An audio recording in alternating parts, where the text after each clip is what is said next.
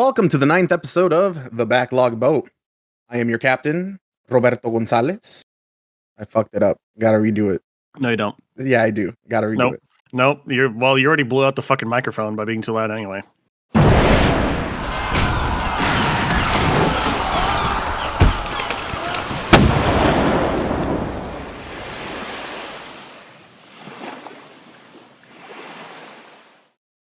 Welcome to the 9th episode of The Backlog Boat. As always, I am your captain, Roberto Gonzalez. To my left, we have the navigator.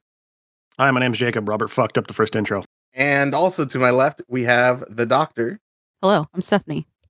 And we're back again for our November episode. So, y'all do anything? Anything happen November?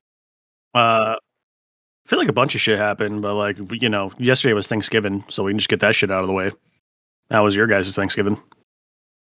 Moving on. For real. Fuck y'all. To be fair, visiting the family and shit is cool, but I'm a pescatarian. My mom's a vegetarian. My sister doesn't like turkey, but my dad wanted to have a traditional Thanksgiving because he's like, I'm tired of us doing weird shit for Thanksgiving. So we're gonna have stuffing, we're gonna have mashed potatoes, we're gonna have macaroni salad, and we're gonna have a goddamn turkey. And then I help him cook the fucking turkey, even though I'm not gonna eat it. And Thanksgiving dinner is all set up. It's at the table or whatever. And I was like, all right, Dad, you gonna try this turkey? And he's like, nah, I'm drinking my calories tonight. And I was like, this fucking guy. And then my sister takes one bite of the turkey and she's like, yep, still don't like turkey. Shit's gross. And then I'm just sitting there with my mom and I'm like, well, we have 8 different kinds of bread here. So I guess that's what fucking Thanksgiving dinner is. American Thanksgiving is the fucking worst in terms of food. So did you eat your bread or drink your bread? Well, I had 3 Corona premieres, so I drank some bread. And then, I ate a roll and I ate some pasta salad and I ate stuffing and some mashed potatoes and a pickle. I made some bacon wrapped asparagus. Yeah, those looked fucking disgusting. They were delicious. It's true, they were. I'm excited for Thanksgiving dessert. The meals, the times I've enjoyed Thanksgiving dinner has been when my mom's like, fuck it, I'm just gonna cook enchiladas. Or fuck it, I just bought tamales from the dude on the bike. And I'm just gonna reheat those. I haven't had turkey any year. It's not good. Unless I was visiting another family. We usually do ham, so. Yeah, that's what I'm saying. When I ate meat, it was about the ham. Nobody liked the fucking turkey. I don't know why people do it. It's so hard to cook well, and when you do cook it well, it still kind of tastes like shit anyway. Thanksgiving tradition. But anyway, that's Thanksgiving. So, that just happened yesterday. There was the whole rest of the month. Yeah, you can talk about your sister's wedding. My sister did indeed get married. That was a blast. Everyone was dancing, having a good time. There's videos out there. See, aren't you glad that we don't post videos now, Jake? Aren't I glad that you've never doxed me once on this fucking podcast? You said your name already. I said my first name. And I just said Jake. Uh-huh. I've listened to older episodes, bro. My full name's out there. My address is probably out there, too. I'm just saying, there is a video of you shuffling. There is. I was busting it down bisexual style, bro, at that wedding. And I was too drunk to realize that my knee was in distress. So I fucked it up on the dance floor so bad that I could not walk for the rest of the week. It was a beautiful wedding. The weather wasn't the best, but we made do. And overall, I think everyone was pretty happy with it. Yeah. I mean, I looked your sisters dead in the eye and I was like, hey, I've never been to a wedding, so if this wedding sucks, I'm going to be really mad at you. What did she say? She didn't say anything, bro. But the wedding was pretty good, so good job. How many shots do you think you took? Too many. I'm used to being bullied into drinking too much by people my own age or younger, but not by people twice my fucking age. Your fucking aunts and uncles are goddamn wildin'. You don't understand. Robert's aunt saw me trying to, pour apple cider, sparkling apple cider into my shot glass to avoid having to drink more tequila. And then she got fucking mad at me. She just fucking eyeballed me from across the fucking table and pointed. She's like, absolutely not. Not today. You fill that shit up with Patron right now. It was a good time. And then Jake in his, oh, you know what? I need to slow it down. We need to not take shots right now. And then he looks over and he's like, hey, how do DJs work? Do you just suggest a song? I was like, yeah, just go tell him. He's like, you go tell him. I was like, all right, what song do you want me to tell him to play? Jake's like, Shots. And I was like, bro, you know that if we play that song, everyone's gonna have to drink. And he's like, My logic was if I'm out on the dance floor, bro, I don't got to drink. but everyone drank. The bottles were being passed around. Look, man, I didn't think this one through. I've never been to a wedding before. Yeah, it was and then what happened was what always happens at these events. I was like, I'm trying to sit down, you know? I'm trying to like stop dancing and just chill and relax. But like songs would come on and it's like, we can't sit down now. What your apple bottom jeans is on? We got it. You can't sit down for that. No, bro. Like, It was a fun time. yeah, that wedding inspired me to like actually get my shit together and get back in shape. Oh, same. Because one, I'm just like, man, because Robert's sister did a small wedding and she's going to do a big wedding with a bunch of people this next time. This one was like tight, close friends and family. Yeah, so you missed this one, Stephanie, but the next one you got to go to. Yeah, I got to get a suit, bro. I got to get dripped the fuck out. But like, I also don't want to like buy a suit and then lose weight or buy a suit and gain weight. So now I'm trying to get my shit together. So I forgot about this, Stephanie. I actually, you know what? What did I tell you the dress code was? Business casual, and you No. lied. I wanted to hear Stephanie. I thought you had said your sister had said that, oh, it doesn't have to be like all out. It can be just like very casual. Yeah, and then I said like business casual. All right, well, I also told everyone what I was going to wear. I said I'm going to do slacks and a dress shirt with a tie. So there's that. Jake, like he didn't look bad, but he was kind of the only one that wasn't Dripped the fuck out? Yeah, I'm aware. we weren't dripped the fuck out. Bitch, I literally wore the same clothes I wore to my job interview because you said business casual. And then I show up and everybody's in fucking dresses and 3-piece suits. And I was like, okay, cool. Now, I was in a 3-piece suit. yeah, whatever. At least you had a tie on that I had to fucking tie for you. This is true. Aw. I'm Robert's dad now. Mm-hmm. Don't worry about the age difference. We had a father-son bonding moment where I had to teach Robert how to tie a tie because he couldn't get it figured out. That's beautiful. Really was. So yeah, any other things that happened? Robert, that's messed up though. What? You really did tell us all to come like casual. And that was what I was told. And hold on, like I had told you to wear a dress because you're like, oh, I have this new dress. I was like, oh, gives you a reason to use it. So you would have. That was also a casual dress. It's like a big old sweater dress. Oh, that would have been perfect because the weather was, like I said, like everyone was cold out there. Yeah, I was freezing my ass off because, I brought a short sleeve button up and khakis, which is basically what I normally wear anyway. Because this is what happened. So the wedding originally was supposed to be outside. They had picked the location, done everything, and then we got news that it was going to rain. So we moved everything and organized everything for an inside wedding. Like an hour before the first rehearsal, the weather was looking all right. So they're like, let's move everything outside. And then, I wasn't going to put a coat over my clothes. So, and a lot of people with dresses and stuff also, coat would have. But it wasn't bad. It wasn't bad. I was fucking shivering, bro. Like, I was trying to not cross my arms because I didn't want to look like I was fucking mad at Jocelyn's wedding. Yeah. So I was just sitting there, just shivering. It was a beautiful wedding and a beautiful time. People had fun. People drank a little too much, but it worked out. Blew up my knee and my asshole at the wedding. So good wedding. I don't remember the last one, but all right. Well, because Robert's dad got a taco truck for the wedding. And so there was really no vegetarian or pescatarian options there, except for quesadillas. It was literally a tortilla with a little bit of cheese. So at the end of the night, I was like, okay, I'm going to slam one last food item before I go to bed to just prevent me from being stupid hungover. And I look in the fridge of leftovers from the taco truck. And I'm like, okay, cool. This is a quesadilla with beans in it. That'll do. That'll work out. And then I didn't really realize until after I got through it that it was meat and taco truck quality meat. After you haven't had meat in about half a decade, will just destroy your fucking insides. Oh. Mm. See, I'm gonna call Cap on the not realizing until you were done with it. I didn't realize it. I didn't realize till I was halfway through, and I was like, "Well, I'm already here." Because I remember I looked over when Jake brought it, and I was like, "Hey, Jake, that quesadilla looks like it's got.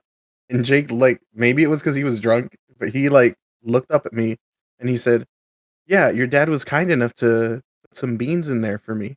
And I was like, I took it as he was excusing himself, and so I was like, "Oh yeah, okay, yeah, beans," but it clearly looked like meat. I legit thought it was like smushed beans. Plus, like the meat wasn't even good, so it wasn't even worth it. You hate to see it. Yeah, so the week after that wedding was fucked. It was not fun. Wedding itself though was good. All right, anything else? Yeah, Stephanie, you do anything this month? I got a new car, so that was an interesting time. It was very stressful. Like new, or like just newer than what you had? I mean, both. Like, How much does a fucking new car cost now? Aren't they like expensive as shit? they are just because of like interest rates, but also too, if you go through like your bank or credit union, it's a lot better, and you can get like different interest rates, especially if you already have like either a credit card or an account with them. Bro, I'm terrified of the day my car fucking blows up. Like buying a car sounds like such a fucking nightmare that I just kind of don't want to deal with it. Like I'll just ride my bike everywhere after that. Really? In Spokane? Well, yeah, we're already here in Spokane. Really? Dude, I really do not like fucking with car shit whatsoever. Buying a car, getting fucking tabs, doing maintenance on a car, like it's all a fucking nightmare. But we have Robert. Exactly. And if I buy a new car, I don't think Robert's going to know how to fix it, is the problem here. Okay. Do you know how to work on 2023s? Yes. Can you even work on 2023s? Yes. Why wouldn't I? Because I assume the fucking manufacturers would do the thing where they would build the cars in such a way where you have to send them to the dealership for most problems. You buying a Tesla? Maybe. You don't know. If I bought a Tesla, I'd get free charging at work. So there is a such thing as like free charging then. Okay then. I think it's a tax write-off for the company, so I think that's why we get free charging at my work. But also, I'm not going to buy an electric car. I don't care that much. Then yeah, I can probably work on it, Jake. Well, count me in. I'll just go fucking drive my Fiesta off a cliff real quick. Collect that insurance money. I mean, last time you had to go through your insurance, it was quite the process. Fucking, as I said, I do not like working with cars in any kind of way. I don't like dealing with insurance. Wait, what happened? I got like rear-ended. I wasn't even in my car. It was in a parking lot at work. Been there, except it was a grocery store. Mine was also at a grocery store because I worked at a grocery store. Oh, right. Anyway. The semi like backed into my car and destroyed my bumper, and I was like, cool. A semi? Like I think it was. It didn't have like the trailer or whatever attached to it, but like big ass hauling truck fucked up my car, and I was like, cool. Jeez. And I guess like your insurance, they were just like not helpful. They just weren't about it. They're just like, good luck. I never dealt with it before, so like I didn't know what to do. So I called the guy, and then he gave me his insurance info. And I was like, Dad, what do I do? And he's like, well, call your insurance. And I was like, okay. And he's like, you know what? Don't worry, buddy. I'll take care of it. I'll call your insurance. And I was like, okay. And I guess he called my insurance when my vehicle got rear-ended. And like, it was basically a fucking fiasco where now the accident is now my fault because my dad called our insurance instead of calling their insurance. Oh.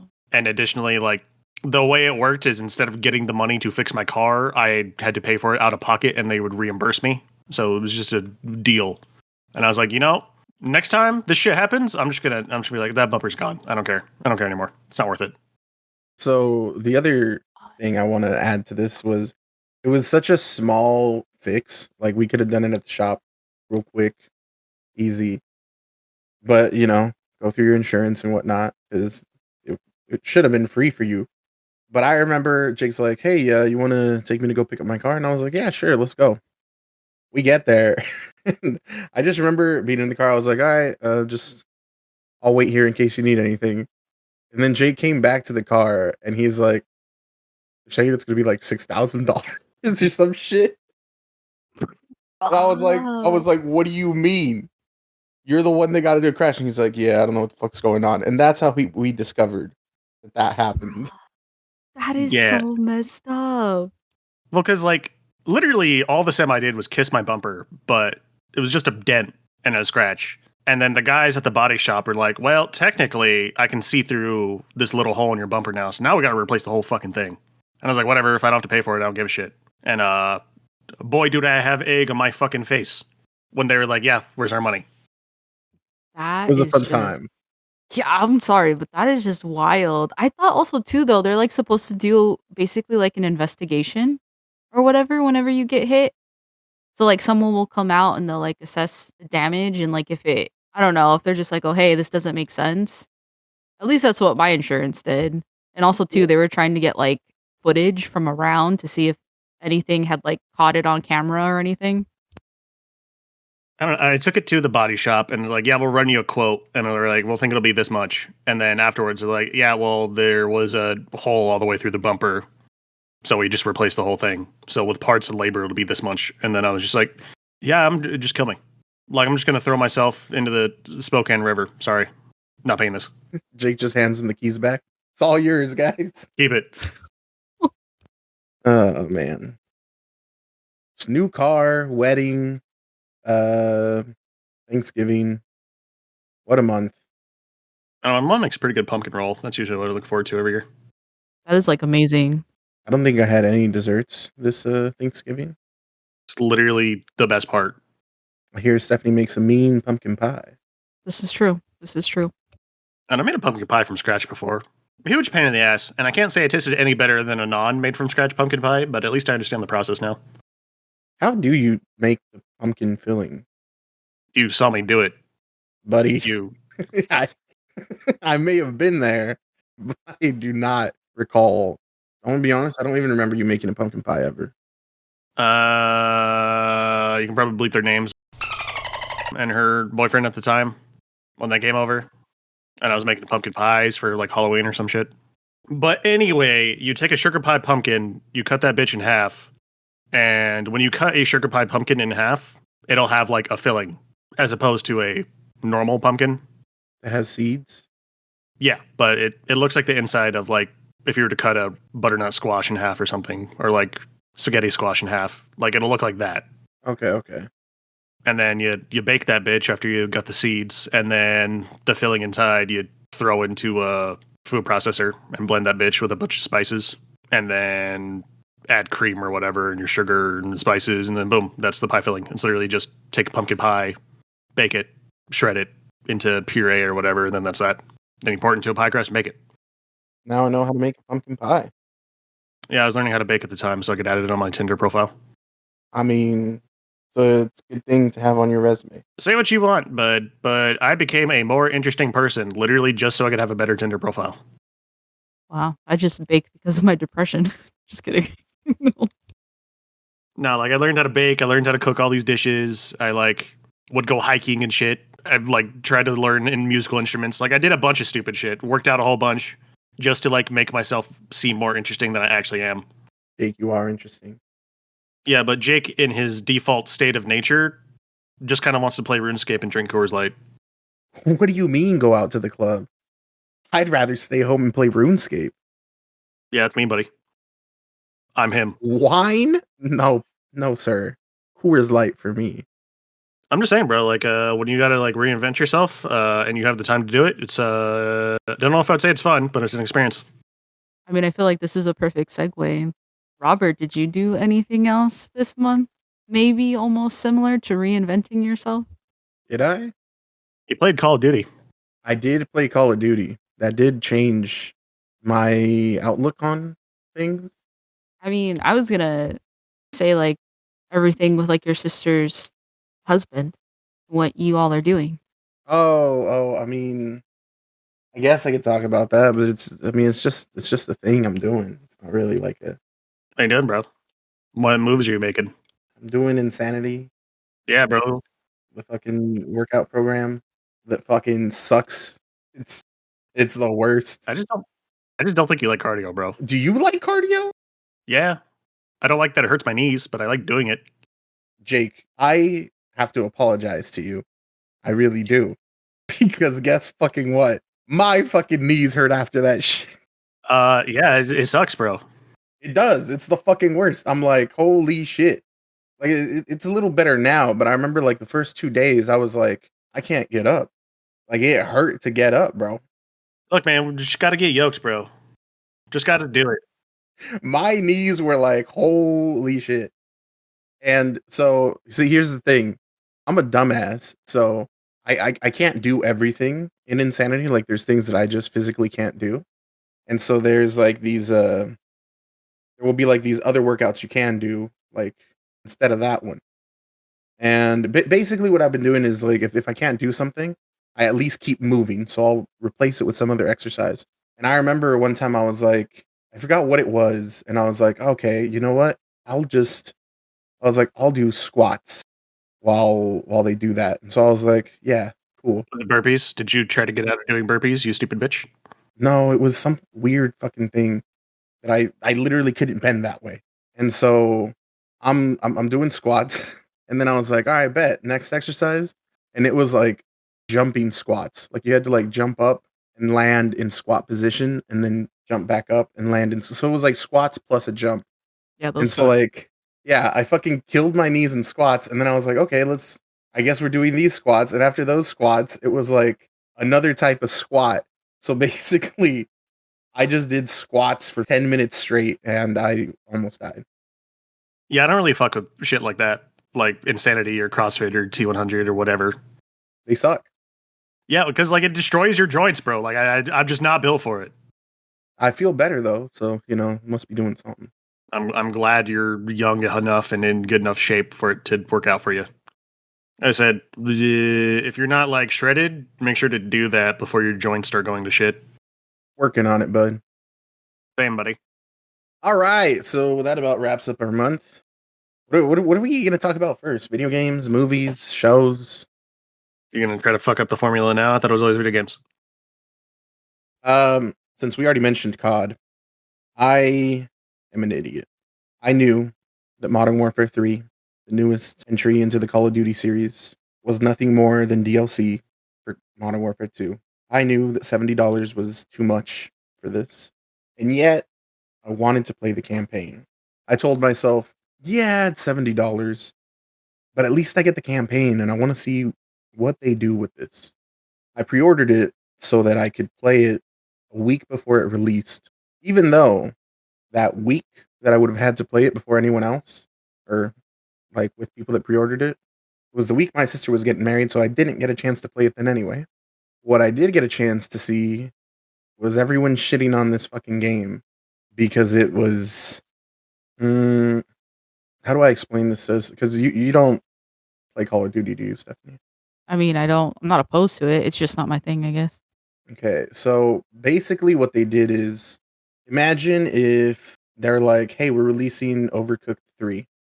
And instead of adding new characters and new maps and new everything, they were just like, oh, it's going to be the same levels. We're just going to change the recipes. So instead of mustard and ketchup on your hot dog, you get to put relish or mayonnaise, but it's the same fucking thing. That's basically what Modern Warfare 3 is. Yeah, you're a fucking idiot, bro. I tried telling you. I tried telling everybody. I was shouting to the world, bro. I was on the rooftops saying this game's gonna be dog shit. I saw the shit coming from a mile away. Like, no, it's really fucking bad. Like, it is so awful. And just to prove to myself that like this was awful, I bought Call of Duty 2 and I played through most of it. Just to be like, okay, did these games always suck, or have I always been an idiot? Am I just now opening my eyes? Nah, they're bad now. They used to be good. Don't spend your money on Call of Duty. Yeah, I picked up the latest Modern Warfare 2, like 2021 or whenever the fuck it came out, and I felt burned by that game. Like I was not happy with that purchase. Like the campaign was dumb, but it was all right. It was like okay. If I'm in a good mood, 7. If I'm in a normal mood, 6. But the multiplayer pissed me right the fuck off, which is what Call of Duty is now, what I thought it was. Like the multiplayer just doesn't have a sense of like progression. Like you level up from getting kills, and once you hit level 60, that's it, you're done. And you don't really unlock that much shit from leveling up. Like in older Call of Duty games, it'll be like, okay, cool, you get new perks and new weapons whenever you level up, and new equipment to use, like flash grenades or just different kinds of regular frag grenades or whatever. But in this game, it's just like, use this shitty gun you don't like to unlock this other gun that you're probably not going to like. and then use that shitty gun to unlock a different gun that you may or may not like. So leveling up basically means nothing. The funnest part of Modern Warfare 3 was literally last night. I finished up the campaign, and you had to defuse a bomb, and I spent like 20 minutes just telling Jake how fucking stupid this whole thing was, because the way you defuse the bomb, it was so dumb and not realistic at all that I was like, I couldn't believe it, and that was the most entertaining part of the whole game for me. So yeah, like what Robert's not displaying right now is so in Modern Warfare 2, the campaign is like made levels that you play through as a normal Call of Duty game is. So Call of Duty has a Warzone and DMZ game mode, which is their Battle Royale clone and Escape from Tarkov clone. And the campaign for Modern Warfare 3 mostly takes place in these maps, in these big Battle Royale maps. Like they just recycle the same map. And then you're running around doing objectives in the Warzone map from the DMZ game mode. So like it's just straight up recycled fucking content. And it's recycled content that's not even that much like fun to begin with. So what is actually the point? yeah, Like this shit's like $70. I'd still be mad if it was $40. This shit should have been free. And Part of Modern Warfare 2. the zombies mode sucks. Haven't even played it. Don't plan on it. Like I didn't like Cold War's like open world zombies map. And yeah, they just did that shit again. For some reason people are allergic to making levels again. Hot take: Call of Duty sucks. Except it's not a hot take. It's everyone's been saying it for years, and I finally got on board. I would just say something so controversial yet so brave. So yeah, Call of Duty sucks. Stephanie, did you play any games? I did not. Brutal. Okay. Jake, did you play any games? I played a lot of games because I was in that bored ass mood where I couldn't figure out what to do with myself. So first off, this month I played a little game known as .hack GU. Y'all know anything about the .hack series? Does the GU stand for Gonzaga University? No, I legit do not know what the fucking GU stands for. I was about to say I know a little bit about it. Yeah, so I guess I didn't know what the .hack series was. I thought it was like a series of video games or whatever, but also I saw that they had animes and manga, so I was like, I don't know what the fuck this thing is. And I guess it's like a multimedia property, I guess. So like .hack GU has a re-release on like newer PlayStation consoles and Steam. And what .hack is it's a media franchise about an MMO that's kind of like a VR MMO, Sword Art style. And in .hack GU, you play as some fucking goober who's new to the video game, playing it for the first time. The game starts, the dude makes his character, names him Haseo. You get dropped off into the like starter town or whatever, and these two players are like, "Hey man, you look new. You want to party up with us? We'll run a dungeon or whatever, show you how to play a little bit." And he's like, "Yeah, okay, that sounds good." And then you get your tutorial, you run through the dungeon. The combat's kind of bad. The environments are also kind of bad. But then you finish the dungeon, and then you get all the way to the bottom, and then they're like, "Yeah, you can take the item all the way at the end of the dungeon. We don't care." And then he's like, "Cool." So Haseo goes and picks up the item, and then they're like, "Yeah, okay, cool. Nice meeting you." And then they stab him to death and just fucking murder him. Okay. As you do. And they're like, "Welcome to the game, fucking idiot." And then some other dude comes along, murders them, and then reses him later. And then there's like a 9-month flash forward after that point. And now Haseo is a massive fucking dumbass edgelord. Like, he refuses to party up with people. He's a PKK, which means he's a player killer. And he goes out of his way to kill other player killers. He's Batman. And he's wearing this cool black armor that is Batman-esque with all these like red highlights and shit. Is he actually Batman? He's got a giant chain sword. He's got like these fucking cool... He's got like a giant fucking mega scythe. He's got all the highest level equipment in the game. And you know what? Haseo's not a Mary Sue. He just picked the worst class in the game that sucks, but it lets you use every single kind of equipment in the game. And he's just that good of this class that sucks. Okay, but does he think he's him, or is he him? Kinda both. Like, he just shows up and murders a group of player killers that just killed another player. And then she's like, "Hey, thanks for getting rid of those guys. Can you res me?" And he's like, "No." And then he walks away. What the fuck? So she died anyway and lost all of her shit. So like he's just doing it to prove a point at this point. It's not even like he's being nice. And this is who you play as. Yes, he's voiced by Yuri Lowenthal. Like the voice cast for this game is fucking god tier. Like it is actually amazing. You got Johnny Young Bosch, you got Yuri Lowenthal, you got Elizabeth Fitzgerald. Fucking God, there's more. You got the original voice actor for Teddy in Persona 4. Sam Riegel's also there. It's the 2000s anime. Yeah, Liam O'Brien. Like they're all there. Okay. Steve Bloom. Or Steve Bloom's in there, bro. Yeah, but you basically play a bad MMO through this character Haseo. Like that's what the game is. Do you ever play in like segments not in the game? There's a like you can boot out to the OS or whatever in your computer, and then there's like you can access the web and then view articles and YouTube videos or whatever to show you things happening like in the outside world. And this game dropped like sometime in the mid 2000s, but it was like weirdly forward looking, like reading all these articles about like smart homes and like technology literacy and like people filming violence or whatever for like internet fucking views. I'm like, yeah, okay, just TikTok, it's fine. Like drone warfare popping off and getting really hot. I'm like, this game accidentally predicted a lot of shit, and I don't know how I feel about it. But yeah, all that's secondary. So the deal with Haseo is that dude who saved him at the start of the game, I guess he joined a clan with this guy, and then at some point he just disappeared, and then the clan just kind of dissolved. So now he's got like weird daddy issues with this dude, and he feels slightly backstabbed for him just leaving the guild out of nowhere. 2, a girl he really liked from the guild he was in, she got killed by a player character named Tri-Edge because he uses a dagger that has 3 points. And yeah, I guess she slipped into a coma after that. Like she was just found unconscious in her room and she just hasn't woken up yet, and he thinks it's that guy's fault. Like in real life, she. Yeah. Like this is some Sword Art shit. Kinda. So basically, Haseo's game plan is I want to go find Tri-Edge and murder him or figure out how to get him to get her out of a coma or something. So that's basically what you're doing. And then Haseo goes, finds Tri-Edge, gets his ass whooped so hard that he literally gets reset to level 1. Bruh.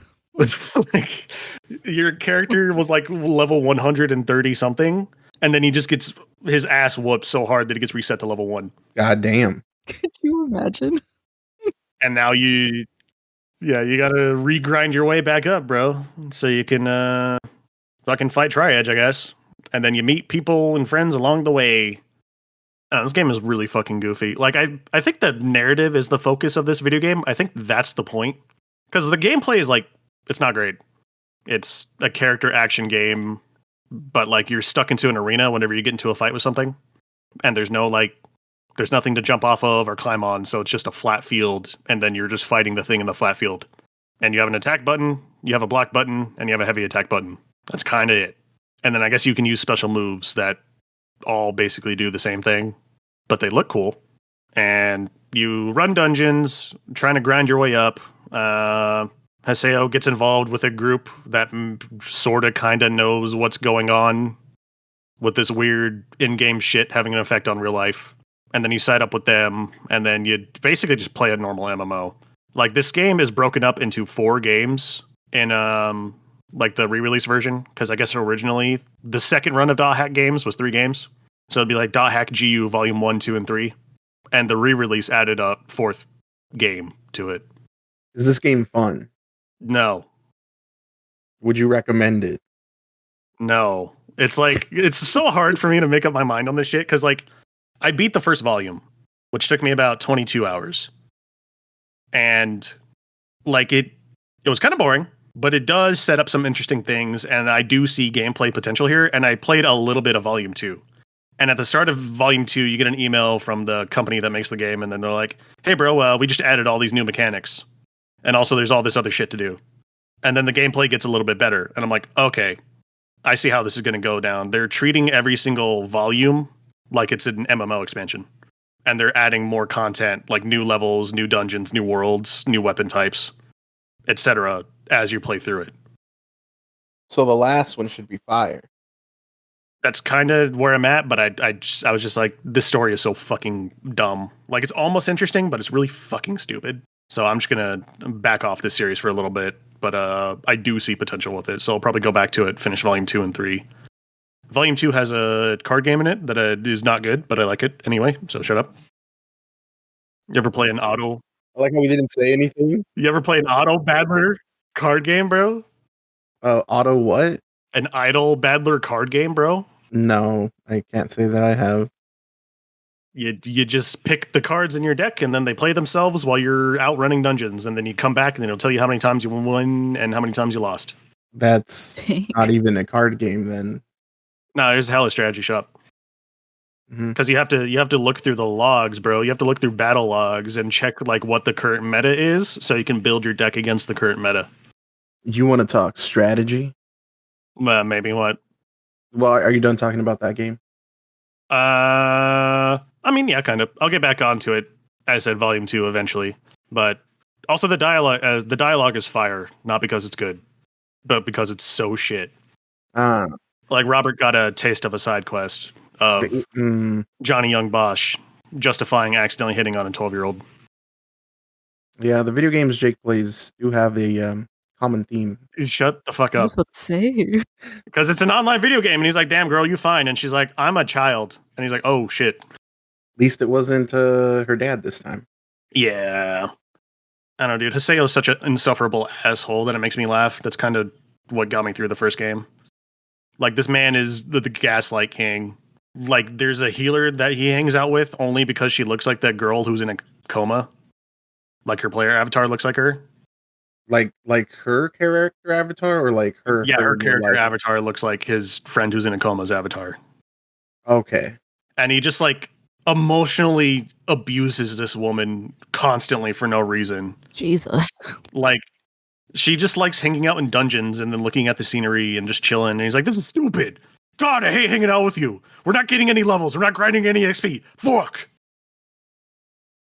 Not even getting any good items. And this is who you play as. Yeah, no, he's like such a piece of shit.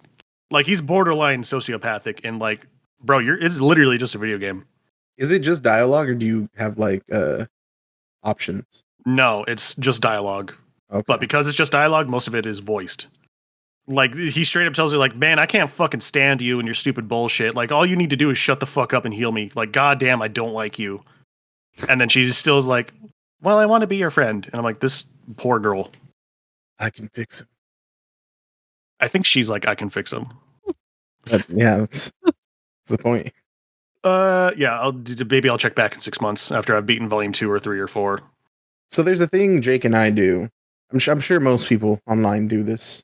When you're going to play something, or you're waiting for friends to hop on and play something, and you're like, what should we do right now? And you always run through the list of like games y'all have in common. And everyone always has a game that they throw in there that they know the other person's going to say no to. Mine's Splitgate. I'll always be like, oh, we got this, Splitgate. And that always gets a groan, or we ain't playing that shit. And so the other day, I made a mistake. I made a grave mistake. Jake and I were waiting for people to hop on. He does the little rundown, and he goes, or RuneScape. And I called him out. I said, you know what? Fuck it. Let's run RuneScape. Except it wasn't a bit. You thought I was playing, bitch? And we ran RuneScape. And that game's a problem. Yeah, you thought I wouldn't just re-ruin my life like that, bro? Have you played RuneScape, Stephanie? I have. I was one of those people that didn't play it when everyone else was playing it.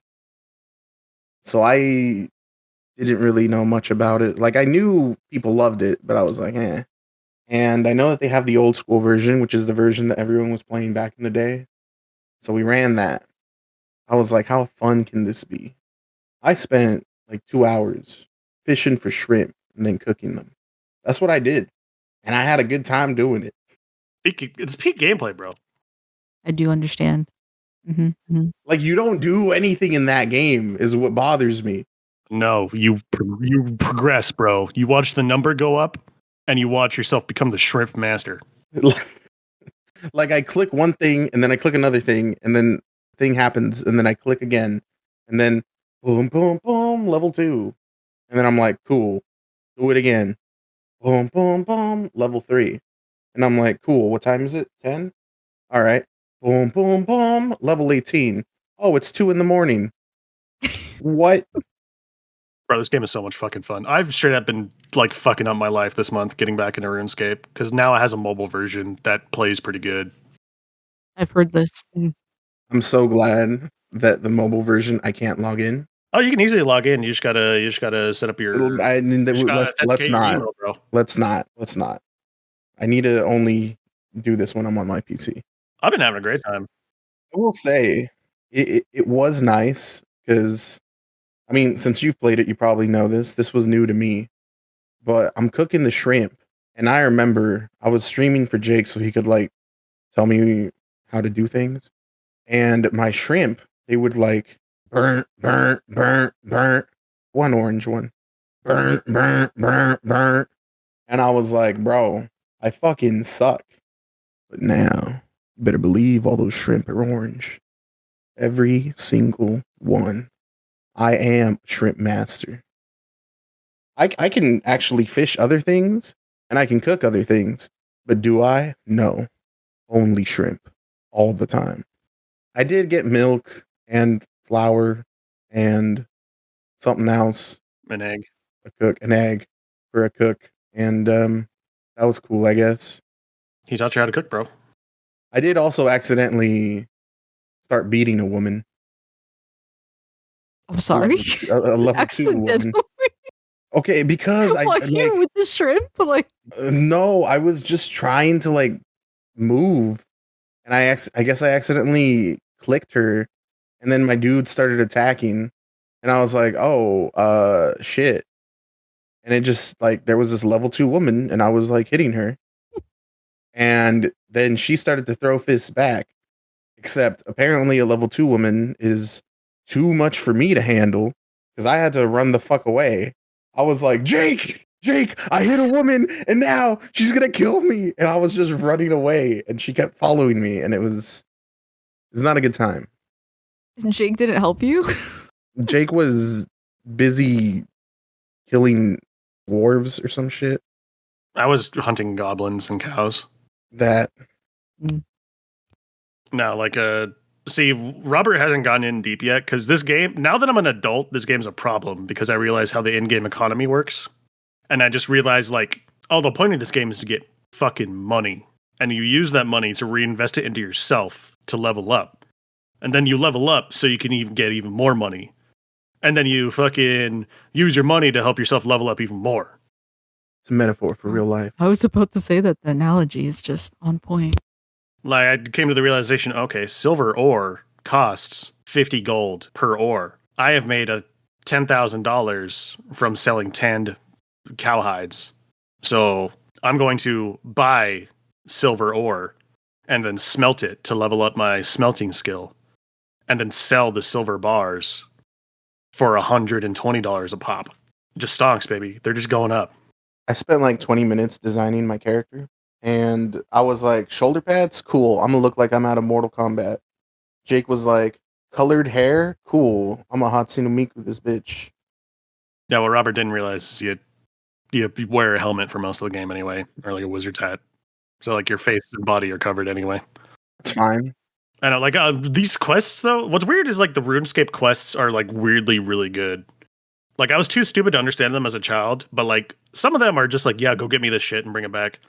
But like some of them actually have depth. Like I had to do a Caesar cipher during a fucking treasure hunt to figure out where the location of this hidden treasure was. And I was like, there's no way I wouldn't figure this shit out as a kid.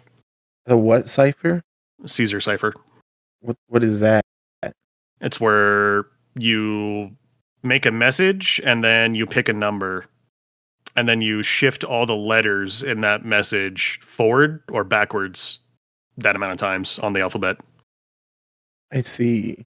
But yep, doing a genocide on the dwarves to level up my magic skill so I can learn all the teleport spells. Oh my god. Having a good time so far. Yeah, that game's a problem. It's a time waster. Oh, it is pure dopamine. but it's not a time waster like when I'm playing COD or CS2 or Omega Strikers or even now Brawlhalla. Like those are time wasters, but it's like 5-minute rounds, 10-minute, 15-minute rounds max. Or even like if it's a full CS2 match, that's like an hour, and it'll be like, okay, it's done. I'm calling it. With RuneScape, it's just there's constantly shit to do. Like The game's pure freedom, dude. you lose track of time so easily. Like it's the only MMO I like because it's the only MMO where I feel like I'm just doing whatever I want. Most MMOs are like, the goblins are attacking here, go fix it, or hey, go get me the shit, because the main quest says you got to go get me the shit. But RuneScape's just like, nah, bro, world's your oyster. Do whatever the fuck you want. See, I know it's a problem because I was playing it the other day and Jake was on. We were both on, and I was like, all right, well, Jake's not going to stay up too long. Once he hops off, I can hop off and I can go play a real game that I want to play. And time comes, Jake's like, all right, yeah, bro, I'm heading out. And I was like, all right, later. And I was like, yes, time to switch to a real game. And I was like, let me just do this real quick, though, and then I'll exit out. Another fucking half hour like that. And I was like, what the fuck?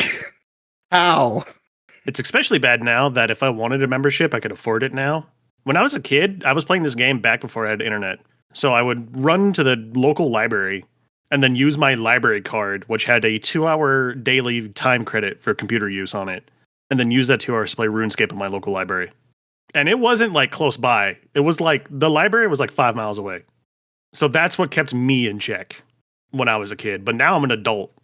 And you can do it on your phone. And I can do it on my phone. I can do it wherever. And I have money. I could pay for that membership fee if I really wanted, bro. It's bad. So I'm a shrimp farmer. Jake's a murderer. What did you do when you played RuneScape?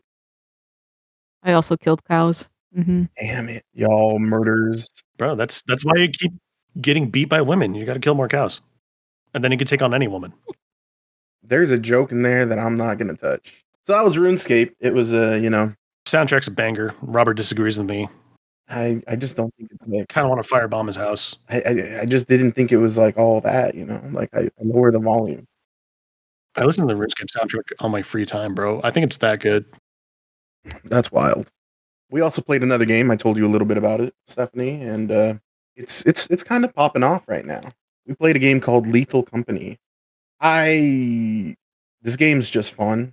It is a game you need to play with friends because I don't know, the more the merrier. The basics of this game are you're in a ship with your crewmates. You can buy materials like signs to attack monsters, flashlights, or walkie-talkies to communicate because it's a close proximity voice chat. So you're on Discord, mute, deafen yourself, and then you're just playing in the game, and you can only hear people if they're close to you.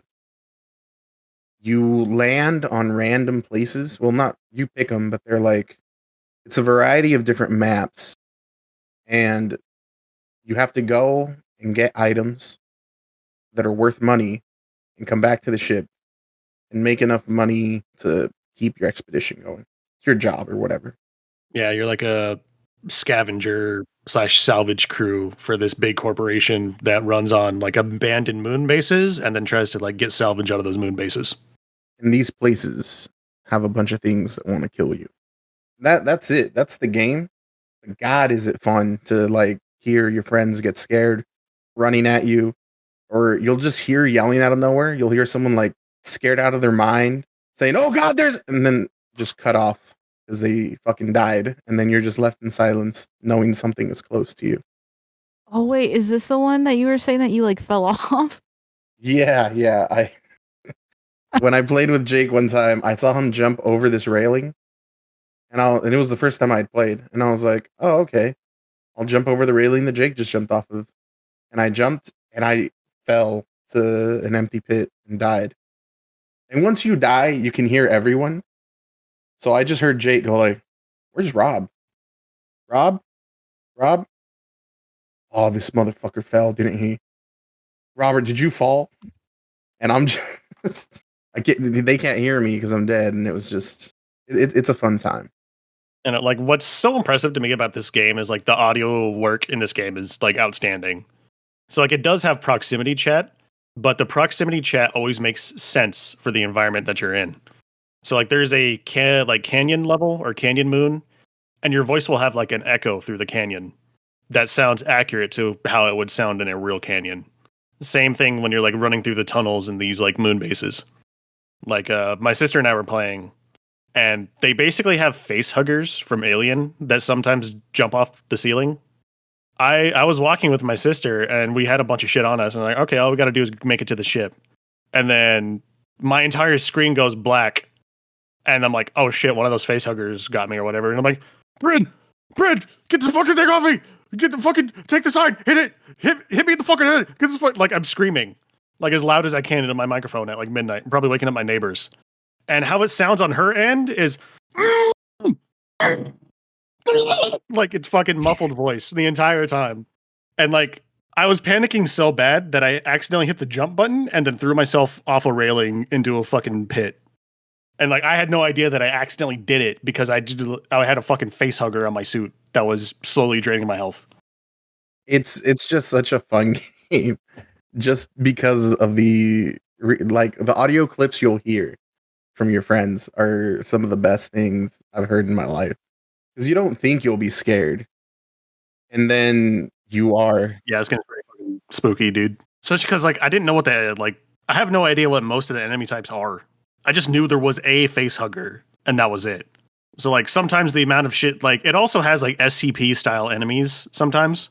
Like there is an enemy that'll start teleporting towards you at like lightning speed until you were looking at it. So I don't remember who I was with, but I was like, hey, you need to keep looking at this thing. And they're like, why? And I was like, because it'll break our necks if you stop looking at it. And then while they're looking at it, I 180'd and then opened the door and left because it takes time to open doors. Good game. Destroys friendships. I was playing with Shy, Chris, and Dan, and Shy at first, he did not want to play this game. He's like, bruh, this shit's dumb. I don't want to play no fucking game where you're just walking around or whatever. It's boring. But we convinced him. First couple of rounds, he's kind of like, man, like he's bitching. He's not about it. And then he walks into a room and he's like, in the middle of bitching, he's like, oh, then he's like, oh shit, and we're like, what?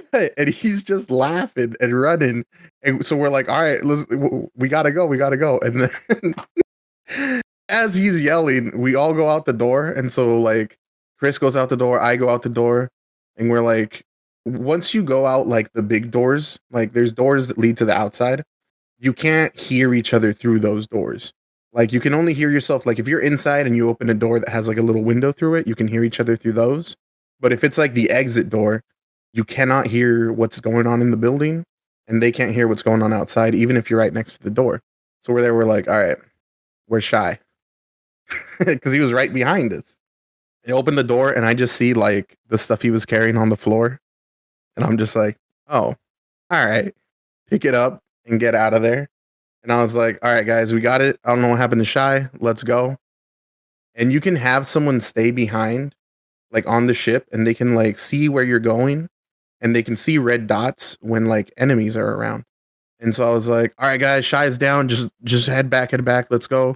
We got enough stuff to make the quota. We're good. And like, I just hear Dan go like, guys, you got to get the fuck. And then the ground begins to rumble a little bit, and I died. And I just see black.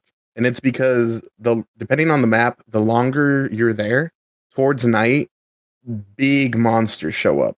So on one map, it's a giant dune-like worm that will just come out of the ground and eat you. But then there's also like these giant Titan-looking things. And things can get inside the ship if you don't close the door, by the way. So, really fun game. Yeah, like sometimes just getting to the like moon base is a pain in the ass. Like the amount of times I've stepped off the ship and then immediately stepped into quicksand, and then Robert can just hear my muffled screams as I'm being swallowed by the dirt. Or like I'll trip into a pack of like carnivorous bugs that'll start eating me alive, and then Robert will just hear my screams over the walkie-talkie. Nice. Good game. Good game, not overhyped. It's actually pretty fun. Yeah, grab some friends and grab some mics. Play that shit. All right, that's it for Lethal Company. Jake, it looks like you have another video game. Yeah, so I did mention that I kept bouncing off of shit this month. Like I tried replaying Elden Ring. Like tried actually beating it. I'm good. Like not for me. Maybe I'll get or back to it again next year. As the Dark Souls shill, you'd think I'd be really into this game, but no. Maybe someone else might play that game since they did buy it. Who knows? We'll see. We'll see. So bounced off of Elden Ring. God, when I tried to play the Sword Art fucking game, which is actually not that bad, but it's just like so much Sword Art fan service and like the literal show reference sense, not the other sense that like I just stopped caring. I was like, too much talking. I just want to shoot stuff. So dropped that. I think there was a couple other games I played. But eventually, like literally last Friday, I was like, okay, I need to play something that I actually want to talk about. So I loaded up Alan Wake because I saw Alan Wake 2 dropped. And really not fucking with the first half of this game. Not going to lie. Like the first 3 levels of this game are hot booty. Just straight dog shit.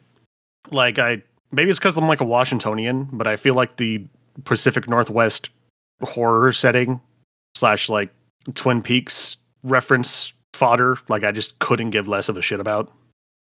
So I was like, okay, the setting's boring. I was under the impression that like Alan Wake was like a survival horror game because like you have to manage the flashlight batteries that you have and your ammo because enemies will only take damage if they're illuminated by light. But both of those things grow on fucking trees. So I was like, okay, I don't really understand the survival horror aspect of this game because there's no resource management whatsoever, and it's also not that scary. And you play as Alan Wake. He's on vacation with his wife in some podunk Pacific Northwest town, and then his wife gets dragged into a lake by some kind of Cthulhian horror, and then Alan's like trying to save her while all this weird shit is happening in this small town. Like, did either of you guys play Alan Wake? A little bit when I was a kid. I have not. Okay, so that's a setup. So like everybody in the town is like really fucking weird. Like when you first show up, like they don't even seem like real people.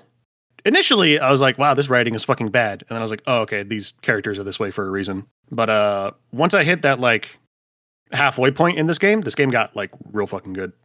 Like the shooting is like surprisingly really good, and I didn't realize it till like halfway through the game that this is an action game. And then I was like, oh yeah, it's the Max Payne team. So the shooting feeling really good and playing well checks out. Like Alan's kind of like losing his mind through the game, and he keeps finding pages that he wrote all over the place while he's looking for his wife.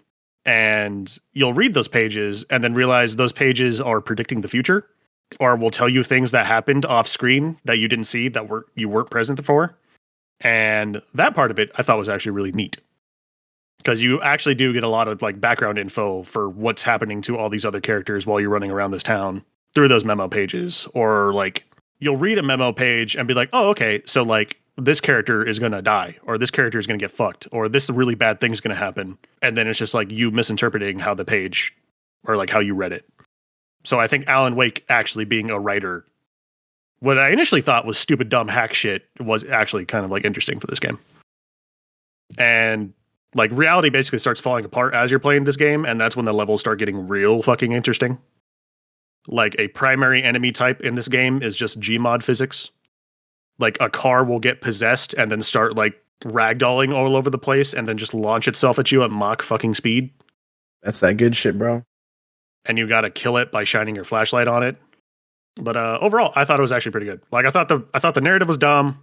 I thought the performances were kind of bad. And I thought the gameplay kind of sucked. Until like at some halfway point, it all just clicked, and I understood where we were at. Like pretty good little action game, and the remastered edition comes with 2 DLC levels that are probably 2 of the best levels in the game. Makes sense. So I'm actually excited that I really like this game. Really enjoyed all the references to Max Payne. When did it get remastered? Was it before or after Control came out? I think it was after Control came out. So then, does it link it? What I've heard, this is why I'm excited that I am now a fan of the Alan Wake series. What I have heard is Alan Wake 2 is tied into every single Remedy game. Like Max Payne, Quantum Break, Control, Alan Wake. They're all in the same canon. Well, Control explains why they're all interconnected. Yeah, I've heard that. And like they basically looked at Resident Evil 2 remake, from what I've heard, and they're just like, okay, yeah, we'll make a legit actual survival horror game. And apparently, Alan Wake 2 is fucking scary. Nice, because Control has some scary bits, but it's more actiony, I would say. Yeah, well, Alan Wake is like a crime novelist guy, but like Alan Wake 1 is basically a thriller, so it's like tense at times, but it's not really scary or horrifying. But I guess they just went full horror for Alan Wake 2, and I'm pretty excited because there's a lot of dumb, goofy shit in this game. Like Sam Lake as himself just shows up in the game because there's all these like FMV cutscenes that are like playing on TVs. Like there's a part where Alan is like you can turn on the TV and you're looking at like Alan Wake on a talk show, and it's a legit actor who looks like Alan Wake and Sam Lake, the creator of Max Payne and Alan Wake, being interviewed by like a Jimmy Fallon type. And there's like a lot of little shit that I appreciate about this game. Like there's a Twilight Zone parody, and they're just live action black and white little videos basically playing on these TVs that you can find in every level. As Alan's running through these levels, there will sometimes be the actor for Alan Wake losing his goddamn mind on a TV, spouting a bunch of shit that's about to happen, or like just breaking the fourth wall. And I'm like, okay, I fuck with this game. I do like this game.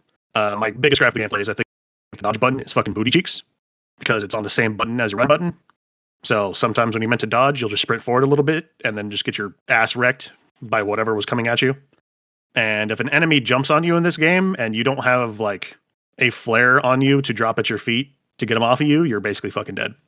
But fun game. I'm probably going to pick up American Nightmare next month or maybe the month after on Steam. Go through that. Then I'll probably play Control, and then I'll probably pick up Alan Wake 2 on some kind of sale. I do like Remedy games, so it's only on the Epic Game Store though, so definitely just going to buy a PlayStation 5 copy. Fuck that. Good game. I did like it. I think you guys would probably like it a lot more than I did, but I really did like this game.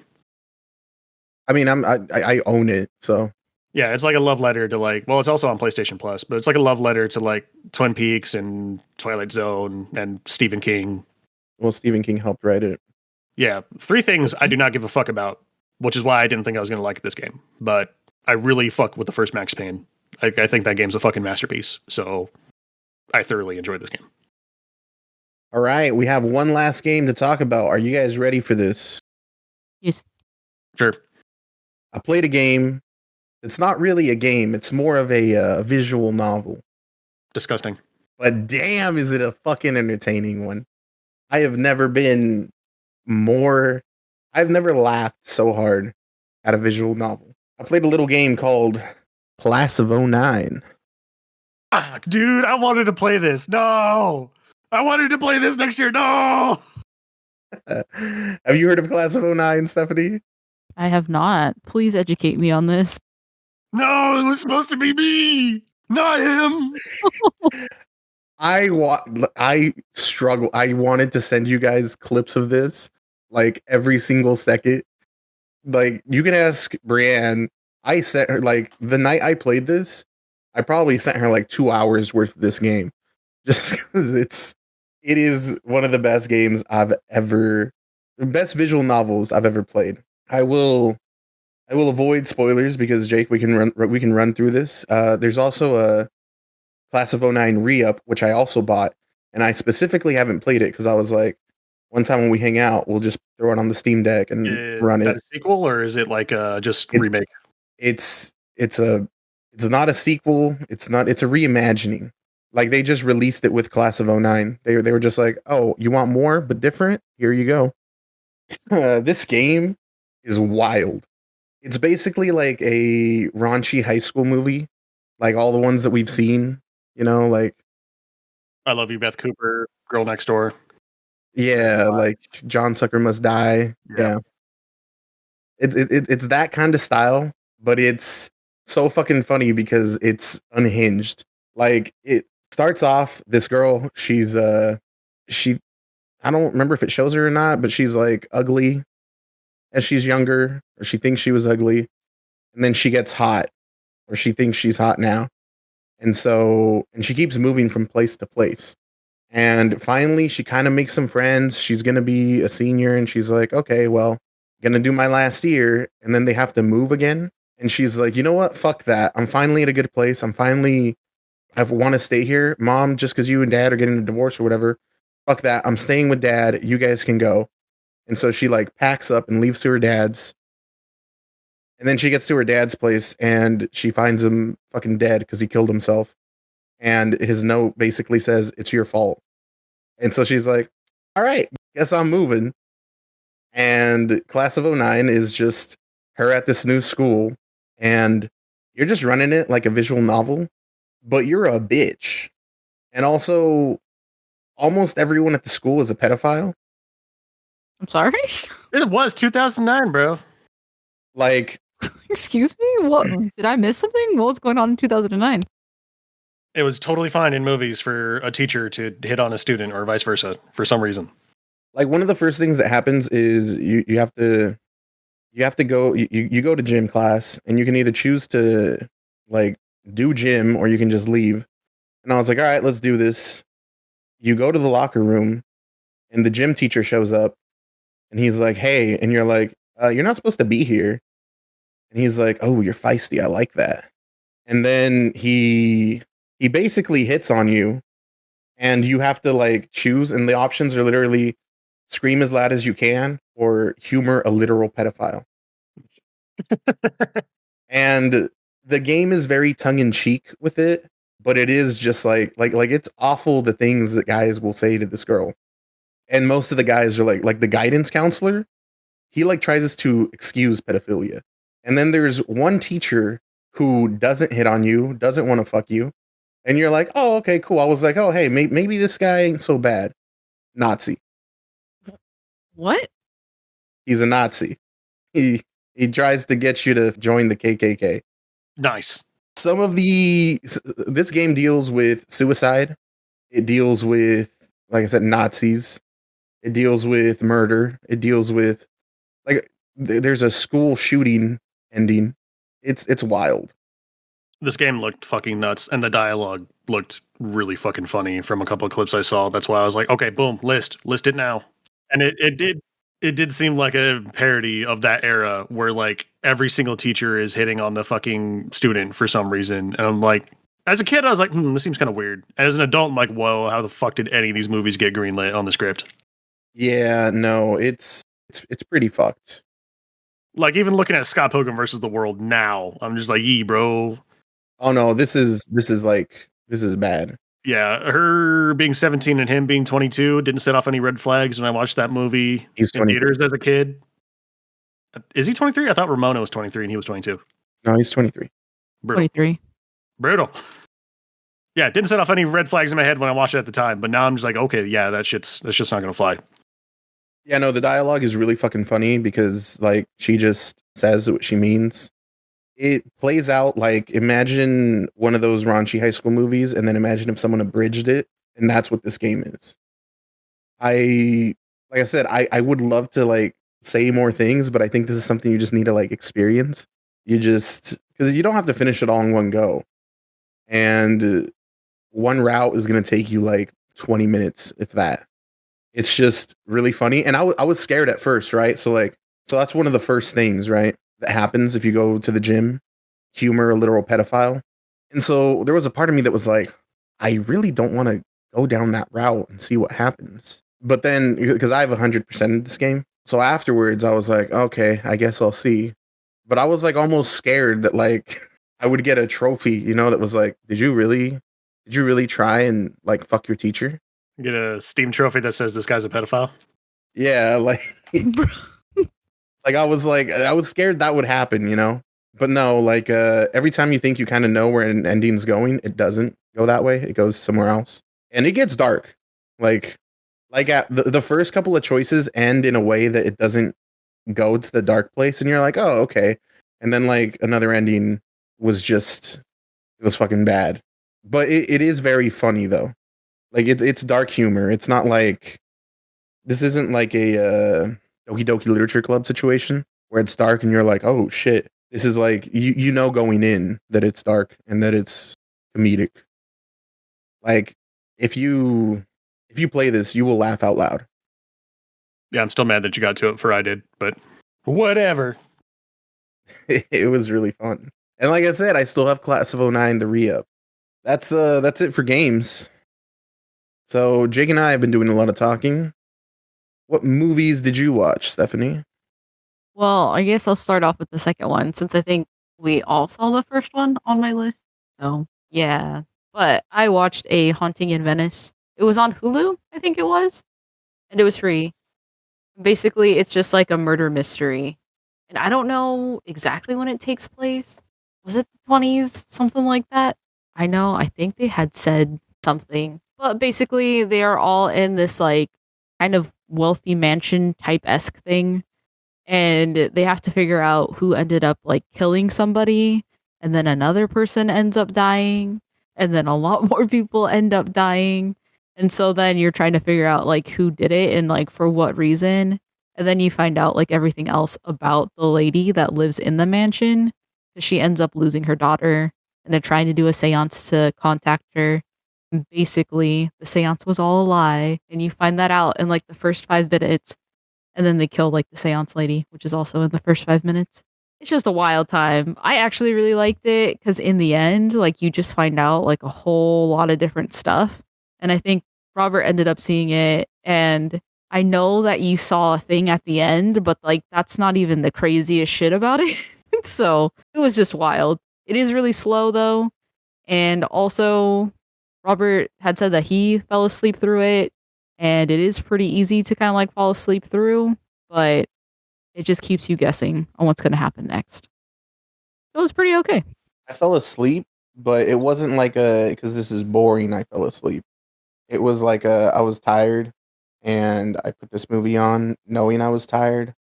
But I really liked it too. Because I like that it does tell you right at the beginning, yo, this chick who's doing a seance, she is a fake. Like you figure that out right off the bat. But throughout the movie, things keep happening where it's like, oh, but is this place still haunted or not? So it doesn't shy away from like, oh, there is no supernatural here. You're still guessing until the end of the movie whether or not supernatural things are happening there. And this is the third movie in the trilogy because I don't know his name, detective. I'm gonna guess LaPierre. That's totally off. Do you remember his name? I'm so confused. Who are we talking about? The detective, the main dude, the Sherlock-esque guy. Jeez. I don't even remember his name. Because Jake, maybe you've heard of one of his other movies. Um, it's the first one is Murder on Orient Express, and the second one is Death on the Nile, and this one is Yeah, not gonna lie, bro. Never heard of any of these fucking movies. Oh, really? Oh. okay. And they're all separate. Poirot, fucking Hercule Poirot, Poirot, Poirot. I don't know how the fuck to pronounce it. All right, that dude. It's basically 3 Sherlock cases, and I don't know if this dude is like. I'm not gonna say it's copying Sherlock or anything because maybe this is a detective that's popular from somewhere else, but basically it's 3 different cases. You don't need to watch them back to back or anything. You can watch them in different orders. The only difference is at the end of the second movie, he retires, and at the beginning of this one, he's retired and he gets pulled back into a case. Whenever he tries to get out, bro, they pull him back in. Yeah, and well, I guess that's a spoiler, so I won't say anything. Yeah, no, actually, he dies horribly. You eat shit. Could you imagine? But no, they're all good movies. Like if you like murder mysteries, if you like Clue, you'll like these movies. It's always a star-studded cast, and it's always a group of people where almost everyone has some sort of motive for killing the person that's dead. So it's not like a easy, well, this person fucking hated him and everyone else is kind of innocent. Usually everyone has some sort of stake. When you were saying that like something crazy, do you mean like with the kid? I mean, yes, but also like without getting spoilery. Yeah. like that's not the only thing you know. I think it's more like the lady where I was like, "Oh my god." We'll have to rewatch the parts that I missed. I feel like you know cuz you kind of like in the beginning, I feel like you can definitely like tell like what's going on. But then like they tried to convolute it, but then it's like, "No, like this is like that's what happened." The Tina Fey? Oh, no, I'm talking, like, literally about the lady and, like, her daughter. Oh, okay. Yeah, Okay, yeah. okay. Mhm. But, yeah, Tina Fey is also in the movie, which I didn't know that, like, going into it, and then I was like, "Oh my god, wait a minute. Is that Tina Fey?" She still got it. But, yeah, what did you all watch for movies? Well, Jake, how about you talk about the one that you have that isn't the one we all watched? I guess. All right. So my significant other came over for dinner one day, and I made her dinner, and she's like, "All right, let's watch a movie." And I was like, "Okay, fine." And then she put on a movie. What she threw on was the first Scream that I have never seen before. What? Fantastic fucking movie. Yeah, buckle up, ladies and gentlemen. I might have some controversial opinions about this movie. You ready? Robert, brace yourself. I thought it was pretty good. No shit. Oh, Yeah, no damn. shit. Alright. Okay, see, here's the problem: is I've seen like a couple of like Scream sequels, and I think those movies are hot dog ass. But like this first Scream movie is like kind of good. It's kind of perfect. It's amazing. No shit. A movie that spawned that many sequels started off fucking strong. I don't know why Robert just didn't make me watch the first fucking movie. He's like, "No, we're gonna watch Scream 4, Jake." Yeah, 'Cause I'm I love this one. surprised. Wait a minute, you never Probably because you didn't like care to watch them, and I was like, fine, fuck you. I'm gonna make you watch this one. Yeah, and I was like, "Wow, this one sucks." Thanks. It does not suck. I mean, it's not bad, but also too, I'm surprised that you didn't show him the first one. I think he didn't want to watch it, and so I was like, fuck you. We're watching this one then. Whatever. Yeah, I thought it was actually a pretty good movie. 2000s is fuck, but like, it is actually a pretty good whodunit. And I kind of had no idea who the killer was. Like, it actually does do a good job of like keeping you guessing if you've managed to stay spoiler free for as long as I have. But I had a suspicion of who the killer was because my girlfriend's like, "Hey, don't you find this guy attractive?" And I was like, "No, not really." And then she's like, "Dude, he's so fucking hot. Like, fuck the amount of things I'll do to this man." And I was like, "Oh, I bet you this guy's the fucking killer." Okay, but didn't you watch? Didn't you say you watched like 7 or 6 with her Yes. before this? Yeah. And you already knew who it was. Dude, I had no idea what names meant what. I just knew who it wasn't. I didn't know who the fuck it was. All right. But yeah, there's like a callousness to like a lot of the Scream movies, like the way the teenagers act around murders. And I was like, I just didn't like that in the other movies, but in this movie, it makes sense as to why there's so much callousness around these murders. Like it is kind of a narrative point. The actors are fucking killing it. Like Matthew Willard is so fucking good in this movie Yes. because he's like such a piece of shit, but he's like likable. Yeah. Like he's such a fucking asshole, but also like endearing at the same time. And I'm like, I don't know how you pulled that off, bro. He's a genius, bro. Only he can do it. Well, I was also like so not used to like Matthew Willard being a fuckboy because I've only ever seen him in movies where he's like a goddamn nerd.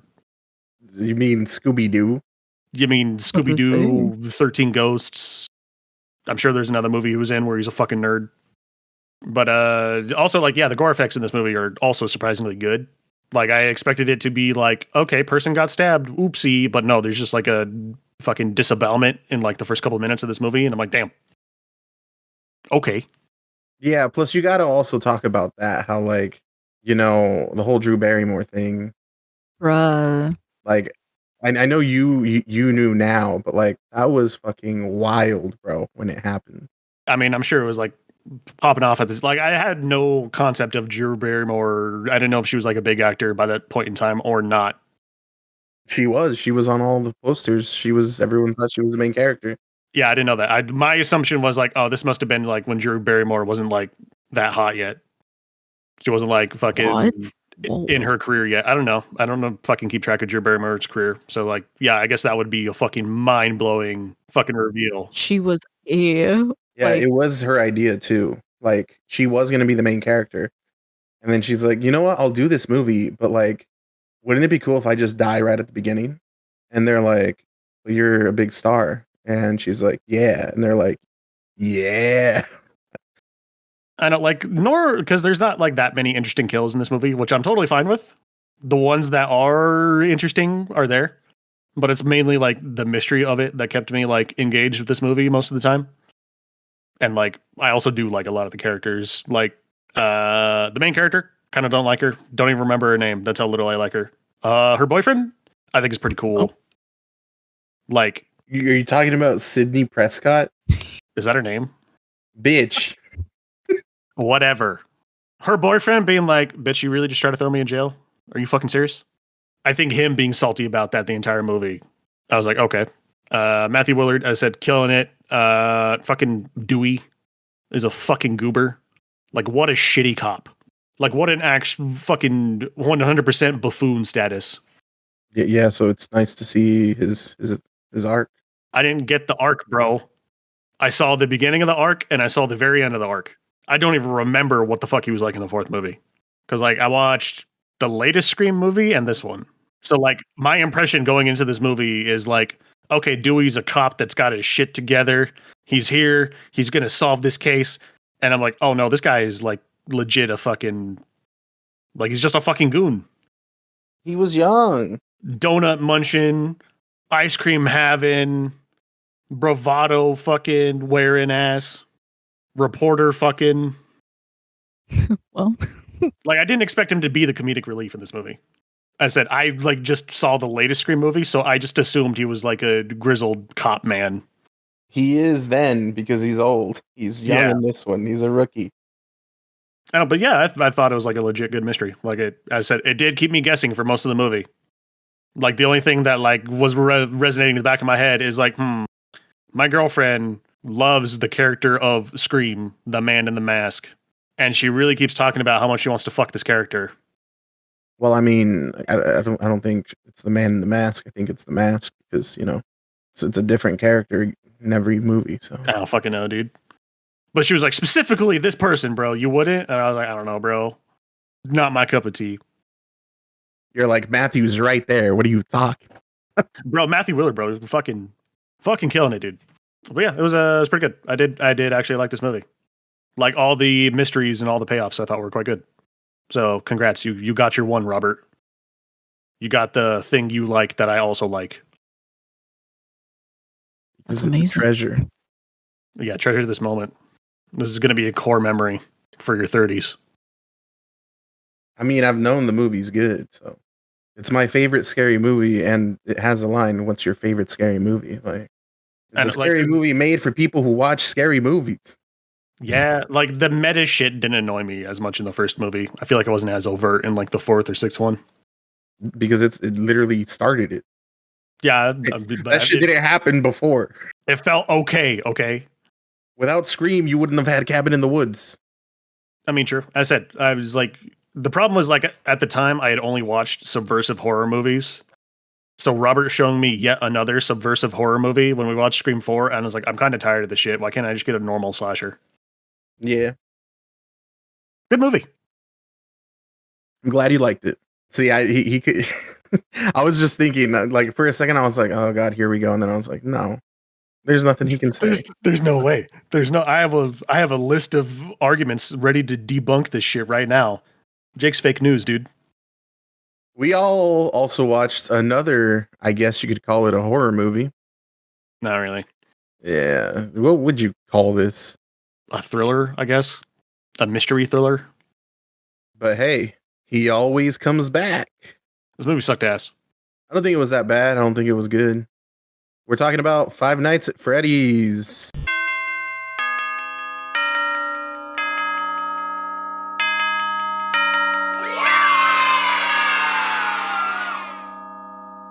Stephanie, you have a strong opinion on this movie? I wouldn't say so.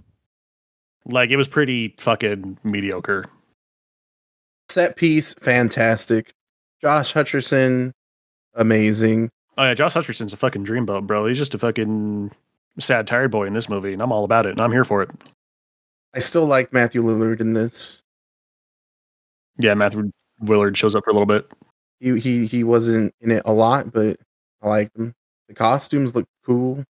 No, the costumes in this movie look fucking amazing. Like the prop department killed it. I was shocked at the some of the kills. Yeah, I don't know. It feels like this movie like had too many ideas going into it, but like none of them executed particularly well. Because like sometimes the movie is goofy, so it's not really scary, and then sometimes the gore is just absolutely fucking horrific and like brutal.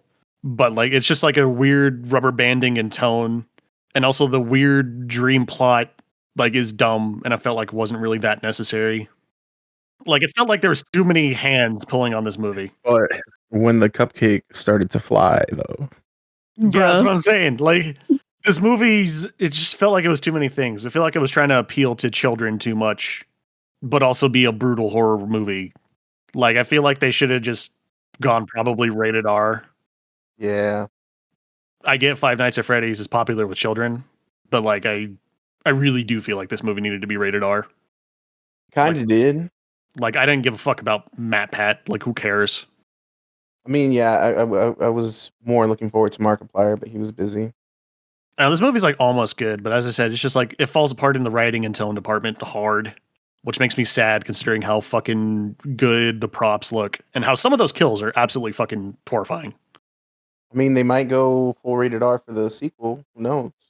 I also wish they kind of stuck a little bit closer to the original plot of the games, or even if maybe the book, but the books are really stupid. It kind of stuck itself in this weird middle ground where it's not really that close to either. There was something I was gonna say about this movie, and now I don't remember. Watching the animatronics actually play a song was neat, especially because it's a song that is thematically fitting. I think I liked Willy's Wonderland better, but I think Willy's Wonderland is a better movie. It's at least a funner movie. The problem with this movie is there's long stretches of it that are just absolutely fucking boring. Like, Josh Hutcherson's trauma is just like not that interesting. And the cop character is fucking trash. Like, I don't know who wrote that character, but like she's not good. But you know, the acting from Josh Hutcherson and the kid's really good. I feel like the acting from a lot of other characters is not at all. speaking of his weird dream thing, Stephanie, as the doctor in our crew here, is there any like realism to that? Like, is that a thing that happens? Like recurring dreams that happen literally every night, and like with that trauma, like is that like just TV psychosis, or is that real? Depends on what you believe in. There are a lot of different, well, I guess there are different communities that take a different kind of stances on dreams. So again, like a really renowned psychologist, he believed that dreams really did kind of give us like windows to what's underlying or what's in our subconscious. The other thing is though, is that with trauma, usually, right, you do get really terrible nightmares. And so depending, it could be just you're reliving a memory over and over again. That's definitely possible. But of course, too, right? Like it is, I don't know, it's just like kind of interesting where I was like, okay, if this was like something that was going on for so long and you have an aunt that's like hella fucking like just well off, like why wasn't this, I don't know, why wasn't this like ever dealt with? And then also too, like there are just so many different things going on. But I guess back to the original question, it can be possible to definitely have that, but also too, right? There are some people that would just be like, hey, it's just because, again, you have all of this really stressful stuff that you haven't talked about and been able to process. That's why you're having this in your dreams now. So a little of both. Yes. And I said, I feel like this movie's biggest failing is in the writing. Like, the pizzeria looks amazing. But, like, those fucking... Like, because some of those murders where the biker gang is getting absolutely fucked, some of them looked fucking brutal. But also, then we have a dude who's screaming like a little girl, which I guess is supposed to be the fucking laugh out loud theater please moment. Like, this movie just needed to be darker. I'm sorry. Should have been a TV show. Like, Five Nights at Freddy's is a dark series of video games about dark things. Like, yeah, there's some goofy shit in it, but it's ultimately about a fucking child predator and child murder. Yeah. And, like, generational trauma. So much wasted potential. I just remember, and it's mostly in the fucking writing department. I just remember before the movie came out seeing a YouTube video that was like a real quick recap of the Five Nights at Freddy's lore. The YouTube video was like 8 hours, 49 minutes. Yeah, like Robert saw me earlier this year have that like autism binge on Five Nights at Freddy's lore. And then I made him fucking go down that rabbit hole with me. I was like, you're coming too. Yeah, but that was like an hour and something. For you. It was about 14 for me. Jesus. Jeez. Bro, I went over all the books. I went over the games. I went over all the spin-off games. I went over like the analog horror VHS series. I went in, dude. I forgot you did on the podcast talk about that. Or You did. That's what I was gonna bring up. I was in there, dude. I was in the trenches, and that's why I'm so disappointed. It's because, like, I don't know if I'm a Five Nights at Freddy's fan, but I do respect it and do think it is interesting. And I feel like this is, I mean, I guess if the kids are happy, cool, but I feel like this was a bag fumble of bag fumbles.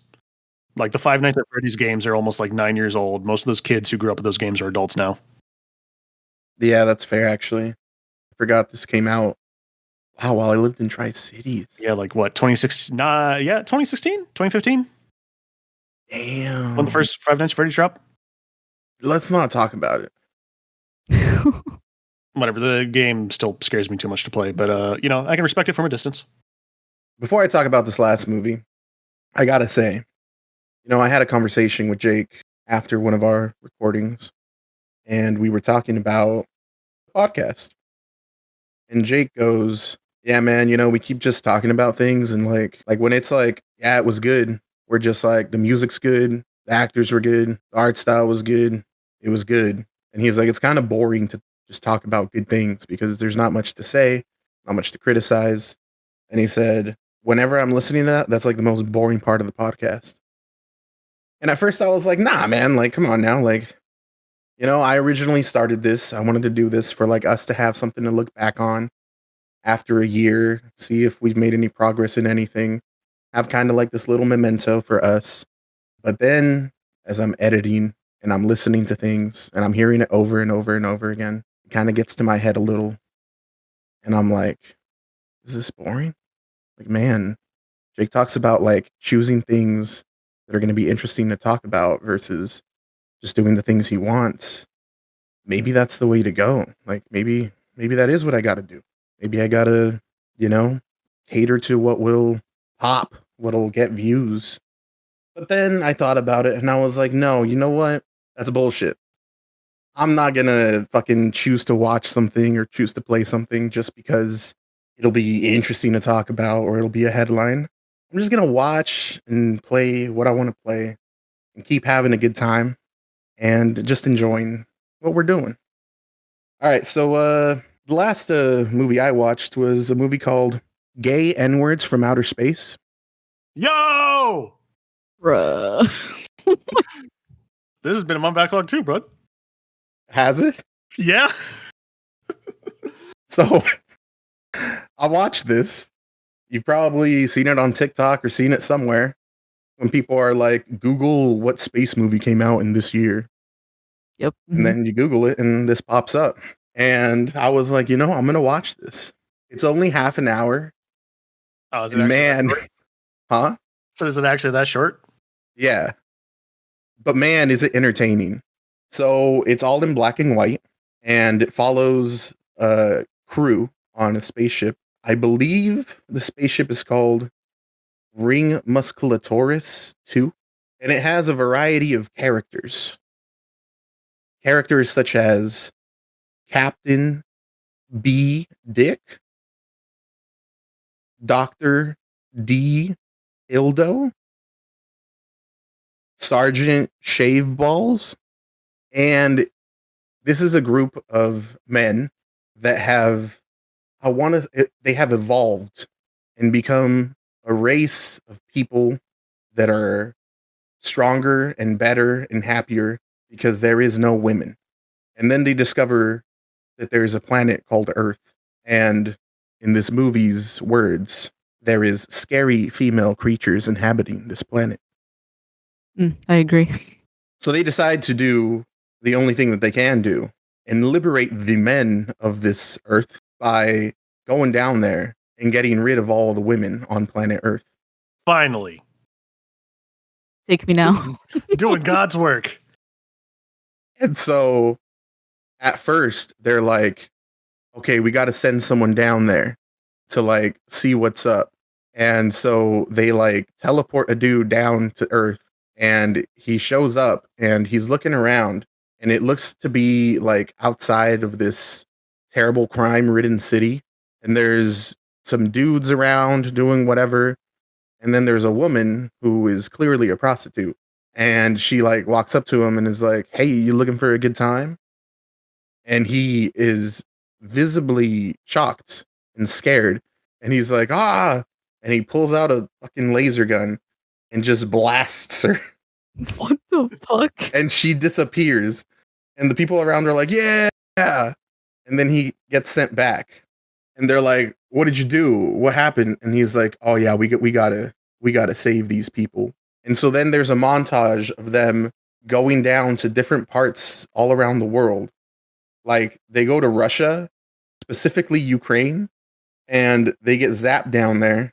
And you see like these two dudes like working and these two women there. And they like look at the dudes, look at the women, zap the women. And then the men are like, yeah. And they're like, yeah. And they're like, all right. And then they go back up. And then they go down to like Beijing. And in one of the most racist things I've ever seen, they basically do the same thing, but they like show up to this ramen shop or something. Except for some reason, whenever the Asian people talk, they have dubbed over it in a very racist Chinese accent. So like they didn't even use the real voices.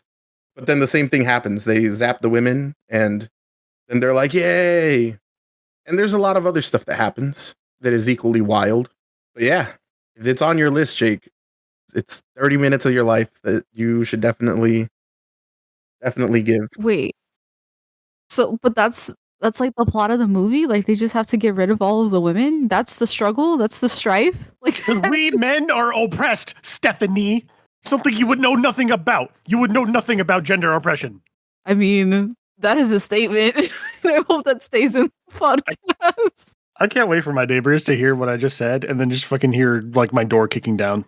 And I'd be like, now that's God's work. I'm just kidding. But wait, but I'm serious though. That's like it? That is the plot of this. Like they don't turn on one another. Like there's nobody that's like, oh shit. There's no women around. Without women, we can accomplish world peace. Oh, really? And satisfaction. Because they are very satisfied, is all I'll say. Gay is the way, baby. Like, there is other stuff that happens, such as them deciding, hey, we need one of us to show them the way to rebuild civilization now that we've gotten rid of all these women. And so they elect one of the guys. And I don't remember his name. I think it's play on the word anus. And they're like, you have to become one of them. And so they put him in this machine. And like I said, the movie is called Gay N-Words from Outer Space. So you can surmise that everyone on the spaceship is not, in fact, white. But they have a machine that can turn them white. And so they rub this lotion all over that they don't specifically say what it is, but it's a white lotion. They rub it all over this dude, and then he becomes white. That's the clip I saw. That's what I was like, that's when I knew. And then he gets sent down, and they're like, aha, this will be your new leader that will show you the ways. And they're like, we got to make it official, though. And so they crack open this thing that holds a white fluid in it, and he has to just drink it there. And it's a movie. That's a statement. I mean, and you can find this on YouTube. I didn't put it on my YouTube list. I put it on the movie list, but it is. We'll have a link. Can't wait. I guess wait though. So like, I guess was there like good music in it? Was there like good set design? Was there like amazing like costumes? Was there? Okay, so I enjoyed this, but imagine a 1960s Doctor Who set design, like very low budget, very same with the sound designs. Like Like think spaceship sounds you'd hear back then, or like I don't know if you've ever watched like an old episode of Doctor Who or any sci-fi thing from back in the day. It's very much like that, and the music is also very much in that time zone, like the background music. Like the whole thing is an experience. It all complements each other. Only somebody talked about a good movie on here. You should have watched it with your dad this Thanksgiving, Jake. Bro, oh my god. I don't care if we recorded it or not, but I want your guys' live reactions to that music video after this episode's over. Oh, okay. That's fine. Because I know you didn't watch it. I did watch it, Jake. Did you? Yes. Both of them? Yes. The first one. Did you know that the first one was made because the United States banned the fucking original? Is that what happened? And so they had to make that other version to be shown in the US. And my dad's like, we never. But the original is the second one you sent me. That's what they originally made. My dad is like, we never knew he was gay. We had no idea. Oh, what the fuck? He just suddenly died of AIDS. Did you know Freddie Mercury was gay, bro? It was a shock. Stephanie, have you heard of Frankie Goes to Hollywood? I have not. I have something to show you a little later. Oh, okay then. Okay, can I ask you something though? If you hear the phrase Frankie Goes to Hollywood, does that not immediately make you think of a gay porno? That's fair.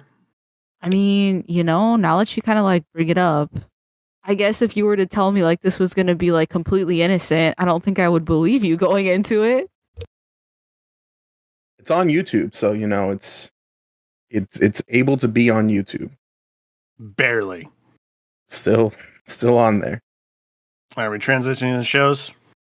We are transitioning to shows. Unless any more questions about gay N-words from outer space. I'm sorry, what was that title? Gay N-words from outer space. How would I type it in? Yes, I did have to type it in. So YouTube. So multiple how do you spell, times. It's on my history. I will link it. The second word? I will link it. I'm sorry, what was that? Can you just say the whole thing for me real quick so I can like understand how to spell it? Gay N-words from outer space. Okay, but like type in N-words or what? Yeah, it'll pop up. So that was movies. Jake, it looks like you have one show, so you can go last. I'll talk about these two really quickly. I finished Attack on Titan. It is over. It is done. Can't really talk about it without spoiling anything. Good, no. So the only thing I can say is man had a plan. He knew from the beginning how it was going to end, and he executed that plan flawlessly. It is very well written. It is very good. I know people didn't like how it ended. I very much liked how it ended. It's kind of wild because I didn't realize how long I've been watching this show for. Like 10 years. And I remember like it's always been hype, even just the music each time a new season comes out. Y'all both aren't caught up. Stephanie, you don't even watch the show. But you guys have heard the songs, right? Yes. What do you mean no, Jake? I'm avoiding shit, bud. No, not the new, like season 1, season 2, season 3. I've heard season 1, 2, and 3. Like you've heard the Rumbling song. Like it's such a big pop culture thing where even people who have never watched the anime, like they know of it. Jake's dad has seen Attack on Titan. He did indeed watch the first 2 seasons. And 2 seasons, dang. That's what I'm saying. Like it's a journey, and I'm really glad I took it, and I'm really glad I got to be here for it. Watch it before you get spoiled. I know you don't care, Stephanie, but Jake, you should watch it. You want to know why I haven't watched Attack on Titan season 4 yet? Because then it might be on your list. No. I meant at the time. So, as season 4 was coming out, you and I were watching one of the first episodes together. Oh my god, we're getting back to this. And you wouldn't shut the fuck up during the episode. Jesus. And I said one thing.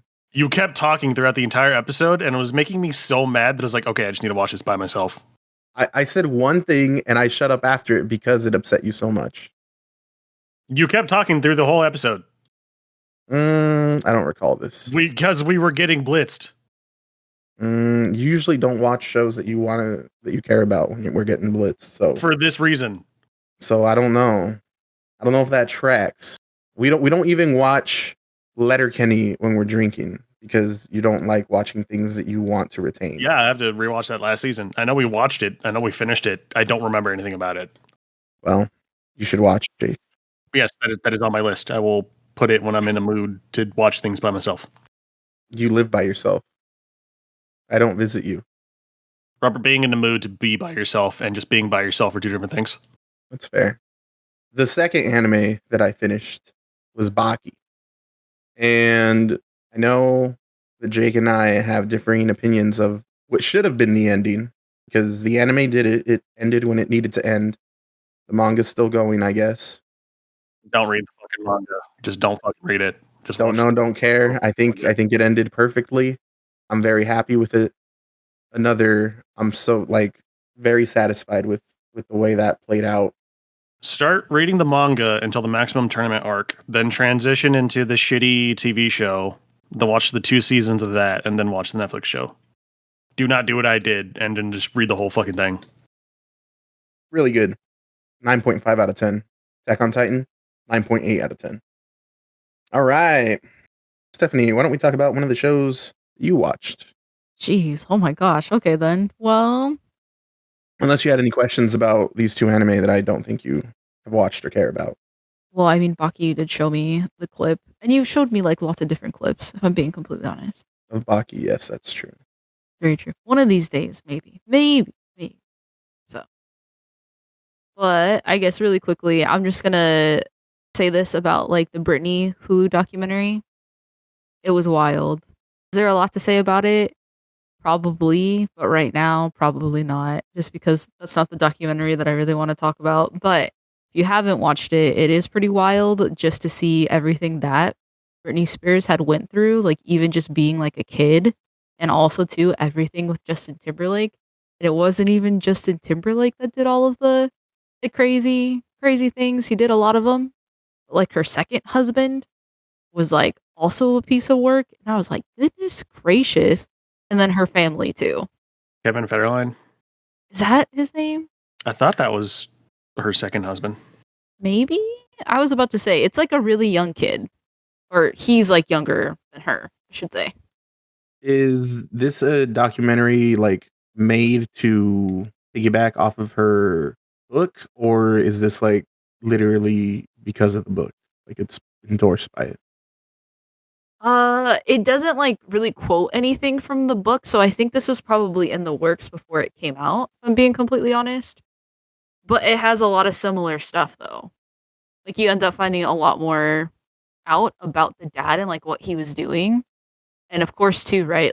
I have no idea how in the world any judge was this man is competent to be able to have all of these millions of dollars to be able to divvy out to his family. It's just insane. I'll probably get around to watching this. Britney Spears is a generational talent that I actually quite like. Britney Spears' music is certified hood classic. We all grew up with her. I guess that is a 2000s ass fucking late 90s fucking artist. It is. And oh my gosh, just so many things that she went through where I was I have no idea how you can still go up there and perform when you see your ex-man that made you get an abortion literally just weeks prior, and you still have to go up there and do your thing, and that's just crazy to me. Ooh, does it talk about her sister? It does a little bit, and also too, it's just the same thing, right? That literally her sister just kind of sucks. And also too, that she was also helping the dad later on with the, what is it called again? The conservatory or whatever? The conservatorship? So, yeah. And so then it's just it's just not a good time. Is Jamie Lynn Spears a piece of shit? Kinda, yeah. Yeah, she is. I don't know her personally, right? But also she just does like a lot of messed up stuff. Like people she's worked with. And of course to her own sister. So I mean, Like the entitlement that Britney could have had because of who she was, I feel like Jamie Lynn Spears had when she wasn't as culturally significant as even close to as culturally significant as Britney was. for real. Yeah. That sounds like an interesting rabbit hole. I might be willing to jump down. I was about to say. I said I do like Britney Spears music, like fucking Toxic's goddamn classic. Very true. Very true. And a lot of other songs that you don't even think about until you're watching it and you're like, oh my gosh, that was a thing. That was her. Pepsi used to be endorsed by someone that wasn't a Jenner. I've actively tried to delete a lot of my 2000s memories from my head, but like the 2000s does sound like Nelly and Britney Spears to me. That's funny. I agree. Plays RuneScape, watches Scream. 2000s. God, I hate the 2000s. Anyway, listen to all this shit I did this week that was all from the 2000s. Okay, so what's the documentary you do want to talk about? Oh my gosh. Okay then. So, have you all watched Cops? Yes. Unfortunately. All right. All right. So also too, it was like really big in the 90s where that's where it had like got its peak, right? And this documentary was just again, it was just bananas to like see how it started. And I guess also too, so with Cops, nobody wanted to like touch it. They were just like, no, like you have no script, like you don't really have like reoccurring people. Because again, like even with Cops, it's basically like different police stations, right? So it's never the same police officer really, unless of course they go back. But that's going to be like over a span of so many episodes. So people were like, absolutely not. This isn't going to make money. Nobody is going to want to watch this. And so I guess these two dudes, right, which was like the producer and the director, they went to an up and coming like place, right? And this place, it just so happened to be Fox. And this is when Fox was barely like getting off the ground, right?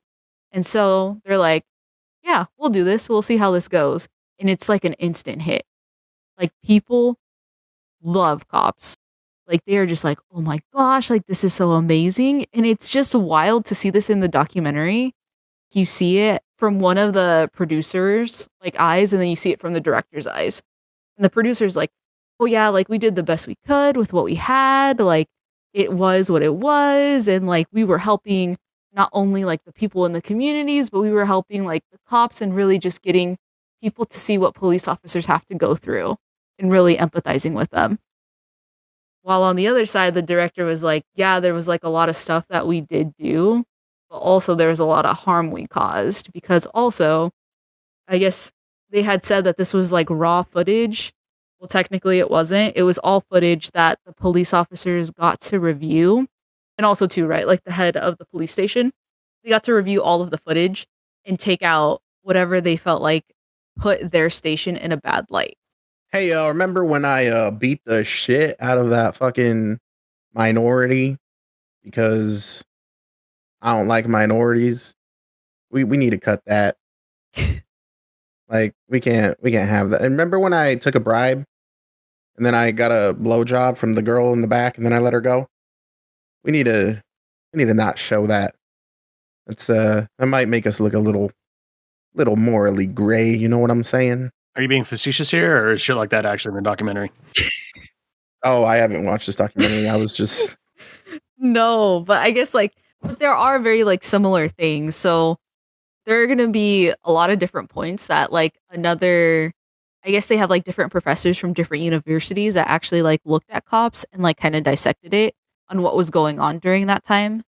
So actually Robert hit on like a key point. So at this point when like Cops was again like at its peak, right? Is when the whole Rodney King thing happened.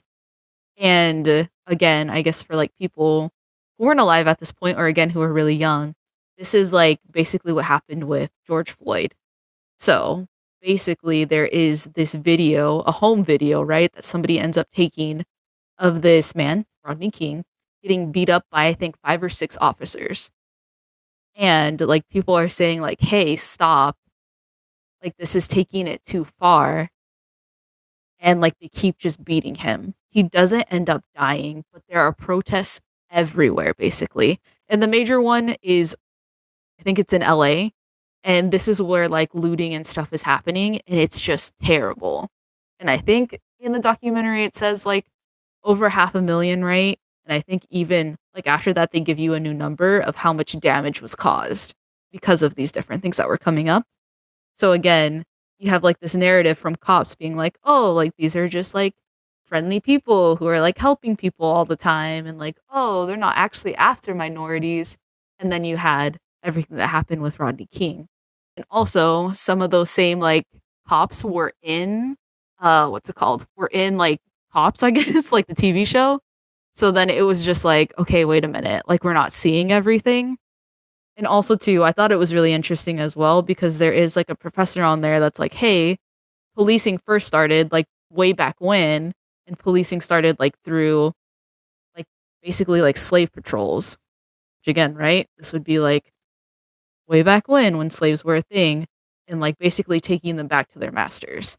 And that was the first unofficial business until, of course, right?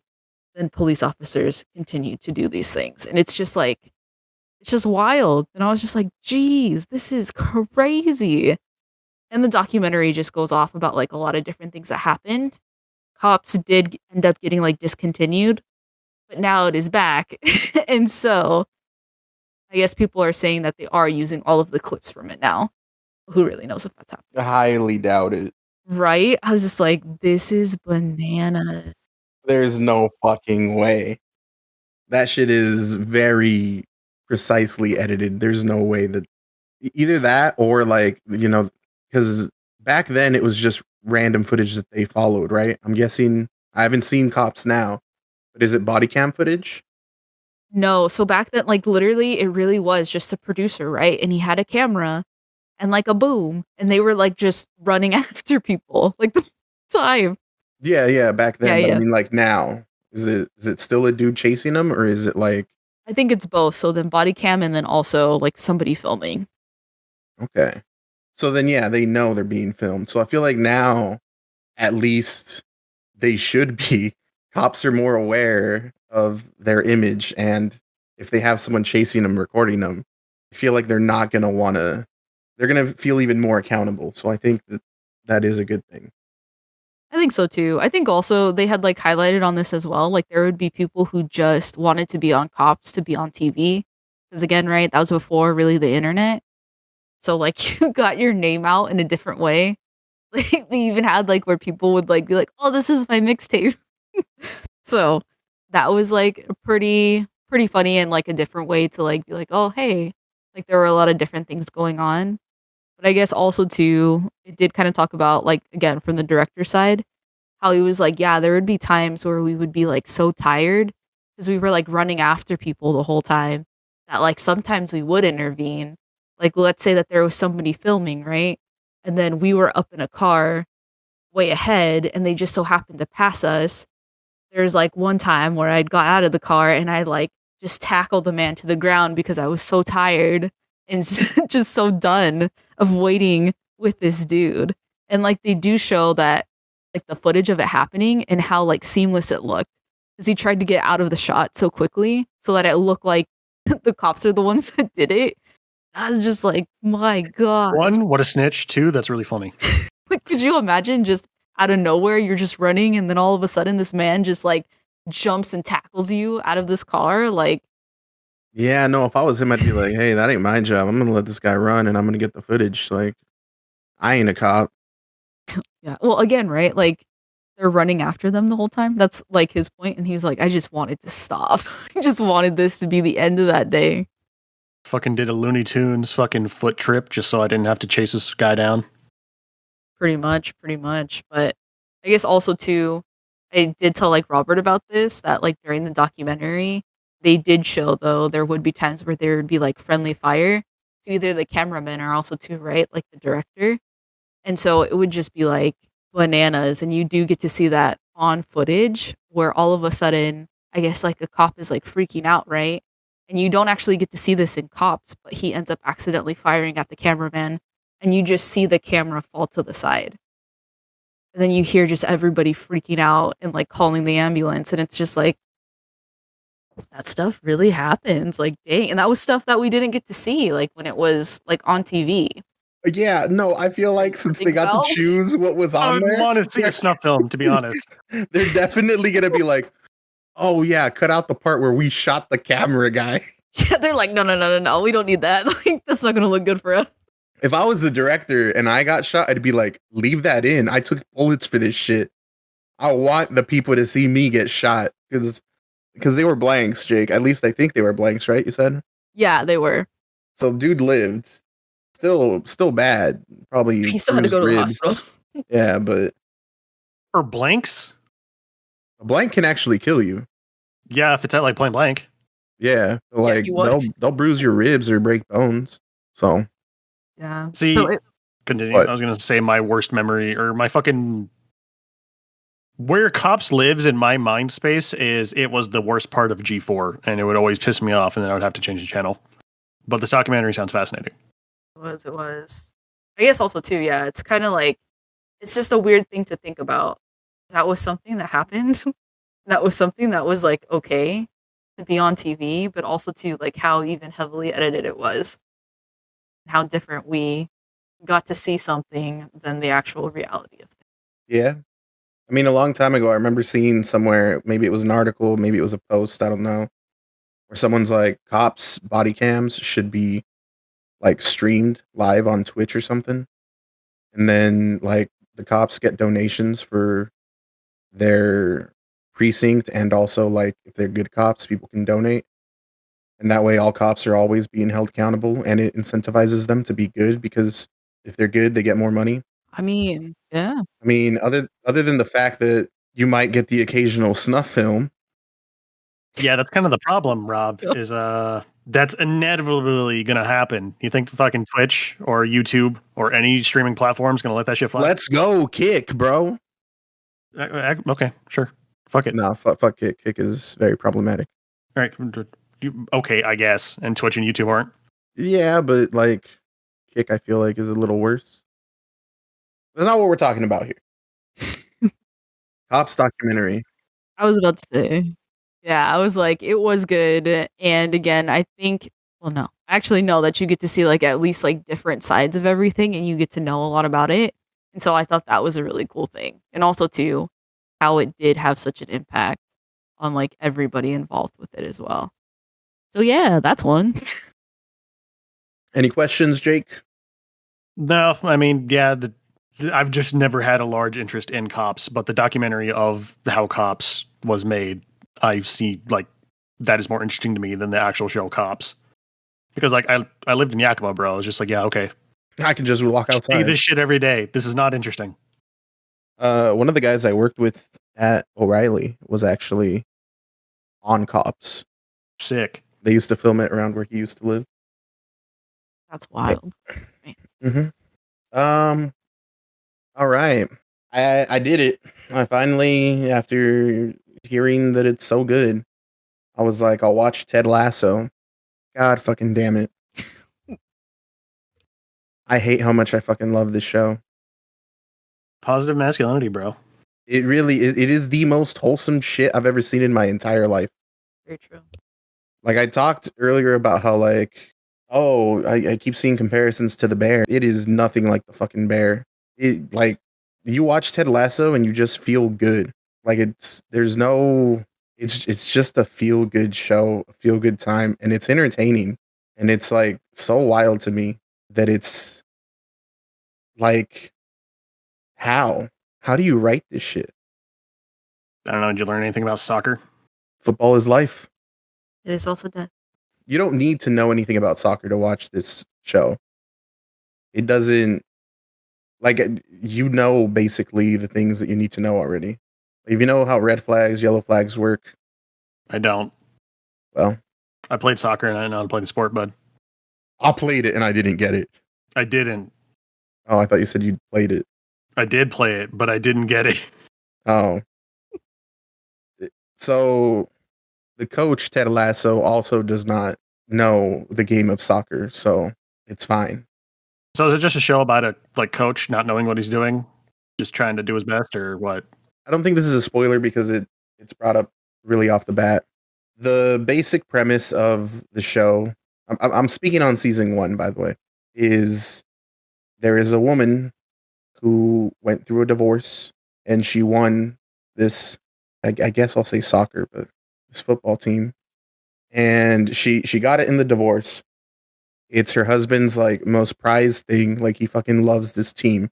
It is his baby and everything he loves. And so she decides she's going to destroy it to hurt him. So she hires an American coach that doesn't even play soccer. He's a football coach. He's an actual American football coach. Ah, the good one. Shut the fuck up. Whoa. Hires him because she's like, oh, this guy doesn't know shit. He's going to destroy this team. And then the show is basically Ted Lasso getting put in all these situations where he is basically being sabotaged into failure.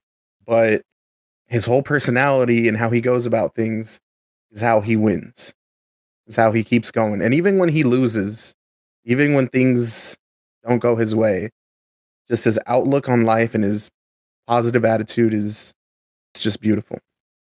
It is so much more than a show about football, Jake. You mean soccer? Yes, soccer. You mean football? Shut the fuck up.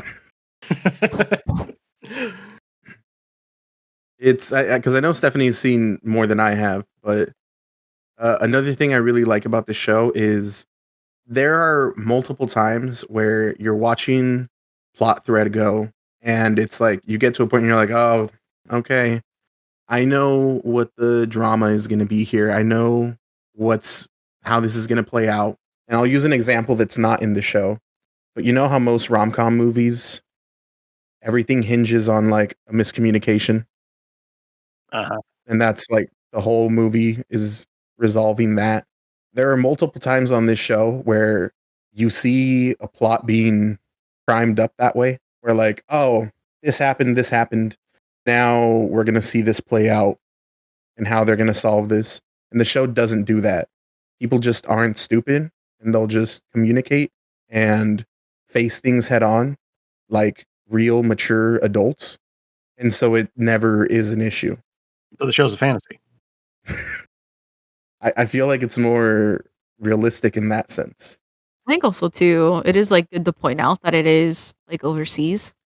So like it's a different culture too. Kind of throw out there. I don't know. Do the second UK people do shit differently? Is it even in the UK? They drink tea. Okay, so I'm assuming it's a UK team. It's what I'm trying to think of the name of the team. Richmond? Yeah. It's not like a real soccer team, but yeah. No, yeah. But if you ever, it's the opposite of the Bear, Jake. Like, you know how you were about to watch the Bear and then you read that it's a bad time? Ted Lasso is literally the opposite. You will just feel good after watching it. Most wholesome shit I've ever seen in my life. Where can you stream it? It's on Apple TV. Suck my cock and balls. I'm sorry that Apple is actually putting out good shit. Yeah, I'm sorry for them too, because I ain't buying a fucking Apple product. I don't like wasting money. Yeah, shit. I don't even know if I should be supporting Apple anymore, but here we are. Wait, what do you mean? What the fuck's going on? I thought Apple was also bad, but I don't know. Every components company uses slave labor. Don't worry about it. Actually, that's fair. Yeah. They're all bad, Robert. There's no way out. Yeah. Yeah, there's literally no one in the world that I think wouldn't enjoy the show Ted Lasso. Like, you would have to be a hater-ass hater to fucking... Can't wait to go into this with the worst fucking mindset. Do it. I fucking dare you. Contrarian. I challenge you to fucking go into this and be like, But anyway, yeah. I really enjoy it. I'm gonna continue watching it. It's marvelous. Stephanie, you watched something else. I did. So this is also another documentary. This is called Escaping Twin Flames. Have you all heard of this or seen it? Oh shit, is that cult? I think I know about the cult. I haven't like watched any content or whatever. Yeah. I think I've seen the thing on Netflix, but I haven't watched it. Yeah, and this is just like, oh my gosh. I have absolutely no idea like what the heck is happening and how people did this. But yeah, so basically it is about a cult, and also it is just kind of wild because it hinges on this concept of a twin flame. Do you all know what a twin flame is or whatever? What is a twin flame? There's like this huge thing going around on TikTok. And so basically it's like your twin flame is this like intense soul connection that you have with someone. They are thought to be like your other or better half, and like they are like the mirror of who you are, and it's like this beautiful connection and all of this other stuff. And so it's like when you meet your twin flame, it's like you have to be with them basically. Oh, so the concept that one is not enough. It's just the soul mate, basically. Yeah. To put it shittily and not with much thorough explanation. Mm-hmm. All right. Twin flame does sound cooler than soulmate, just saying. I mean, I don't know. Technically, I guess there are these like other requirements of it, right? Like it has to have like all of these different things. Like you have to have like an amazing like sexual connection and all of this other stuff. It's just like wild. And basically like that. I'm just, can you imagine? Why are you laughing? What? Because I'm just thinking you're perfect in every way. You check all the boxes. Everything's great. But fucking missionary, bro. But you fuck bad. I just can't, bro. God. You don't fuck good enough. We can't make this work. I'm sorry. I feel like that's just a normal relationship, Robert. Well, I mean, like if your fuck is boring, it's not going to work out if you both have a working sex drive. I'm sorry. I guess, you know, I'm laughing at it, but I've never like experienced that problem. So like, you know, I mean, it is what it is. It probably would suck. We're only focusing on this one part. There's a whole lot more that goes into it. But anyway, they need to be making more than this amount of money. They need to be this tall.